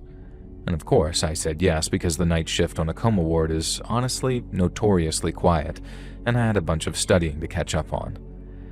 There were only 3 of us on shift during that 3-day block. And I think there was supposed to be a 4th nurse, but they had actually called in sick, and I never saw him. There was Yvonne, the charge nurse, and Soa, a junior nurse who'd passed her training. Not that this is in any way relevant, but Soa was one of the most beautiful girls I'd ever seen before or since, and part of me wondered if this is why she worked on that coma floor, to avoid the inevitable harassment that would have come her way on a bunch of other floors. Now, maybe I was just thinking too hard, or maybe I was just jealous. I was not the kind of woman who was going to win any beauty pageants or fit into any Met Gala outfits. I'm happy to add, though, that 10 years on the job has cost me 120 pounds, and I couldn't be happier. Now, I still can't do anything about my piggy-looking face, though, but oh well. I soon found out that working the night shift on that coma floor wasn't the quiet, relaxing chill-out zone that I expected it to be. The work was no harder than I expected. It was the usual emptying catheters and colostomy bags, taking patients' obs, that sort of thing, charting, etc., checking the machines were functioning and that nobody had secretly died while the machines happily beeped away. It was the human silence. None of the comatose patients snored. You couldn't even hear them breathing over the sound of the machinery, and a handful of them couldn't even breathe without medical aid, and I guess their loved ones couldn't bring themselves to switch off the machines. I don't even want to think about having to make that choice myself. It was my first night shift, and I was around 3 hours into the adventure. Yvonne and Soa had disappeared somewhere, and I assumed that they'd both headed toward the end of the ward, but I hadn't seen them leave, and they hadn't said anything. So it was just me, sitting at the nurse's station, trying and failing to force the contents of my textbook into my brain. Now, frustrated at my inability to learn, I glanced up to check that the immovable patient hadn't moved. Now imagine my shock when I saw a figure, dressed all in black, standing over the woman in the far right bed off the bay in front of the nurse's station. The figure was dressed entirely in black, not a cloak or some kind of death garb, but black workout pants, a black hoodie, and most notably black leather gloves. The figure was leaning down, whispering something into the woman's ear, who continued to sleep the sleep of the dead in her coma. And I convinced myself that the other nurses were pranking me and that this had to be Soa in disguise. It wasn't anything remotely like I expected from either of those two, though, and I think deep down I knew that the figure was a man. There was no way that I was even willing to consider any other possibilities, though, as I left the nurse's station and stepped into Bay 5. I called out to the figure saying that I wasn't falling for that prank, and he continued whispering into the old woman's ear as if he hadn't even heard me. Obviously, deep down, I knew that this wasn't something Yvonne or Soa would do. Now, one of the orderlies or the nursing assistants, maybe, and some of those guys could be freaking weirdos. I became even more certain that the figure wasn't Yvonne, who was nearing 300 pounds and was quite clearly not this slender black-clad figure, or Soa. Now, this was reaffirmed by 2 sets of footsteps coming from my distant left, heading from the direction of Bay 1, and Yvonne's voice calling out in the stage whisper that we adopted in the coma ward. Now, she asked who the heck I was talking to and what was going on. Now, I looked up, hoping that that black-clad figure had to be some sort of figment of my imagination. But of course not. He was no longer leaning down to whisper into the old woman's ear, though. He turned to face me, and I could see that under his black hoodie, he wore a black garment, sort of like a balaclava, but thin and not made of wool. I'm not even sure what those are really called.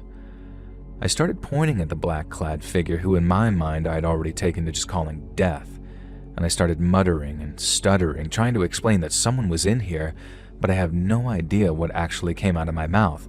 Almost nothing coherent, I'm pretty sure. Now, it must have been enough to alert Yvonne to something, though, because she started freaking out, and so did Soa. Not in a "there's a ghost on the coma ward, death has come for us all" type of way, though. She charged forward and began sort of whisper yelling at the intruder to identify himself immediately because security was already on their way. I don't think this was true, but he didn't know that. Yvonne ran forward and used her considerable bulk to manhandle this black hoodie guy away from the patients and into the corridor. That's when he began screaming that we wouldn't keep him from his grandmother, that we were stopping him from being able to say goodbye, and that the angels in his head would melt the flesh from this fat, unclean demon, which clearly meant Yvonne. Now, I was frozen on the spot like a complete useless fool. Soa had already ducked behind the nurse's station and called security, God bless her. Meanwhile, Yvonne was furious, and I'll never forget what she said. "You can call me fat, and you can call me a demon, but nobody calls me unclean," she yelled. And halfway to the elevator, the door opened and a handful of security guards emerged, followed by a neurology doctor. Now, this couldn't have been the security that Soa called because they appeared far too quickly. Now, the doctor quickly explained that this patient had been in an overflow area suffering a head injury that didn't appear too severe, but something had caused him to make his way to the ICU coma ward. Now, we later found out that his grandmother had died on this very floor after falling into a coma when the patient was just a child. Now, more gently now, Yvonne escorted the patient toward the doctor in the elevator, and the patient paused and removed his hood and that mask thing that he was wearing. And I don't know if it was the removal of that mask that caused everything to go to hell, but something did. The patient turned and stared directly at me. He made perfect, direct eye contact, and suddenly, blood began dripping from his nose, his ears, and most violently, his eye sockets. And then as I watched, the patient, whose name I still didn't know, had the most violent seizure I'd ever seen and collapsed directly to the floor. Everything felt like slow motion, but sped up at the same time, and the doctor pronounced that black-clad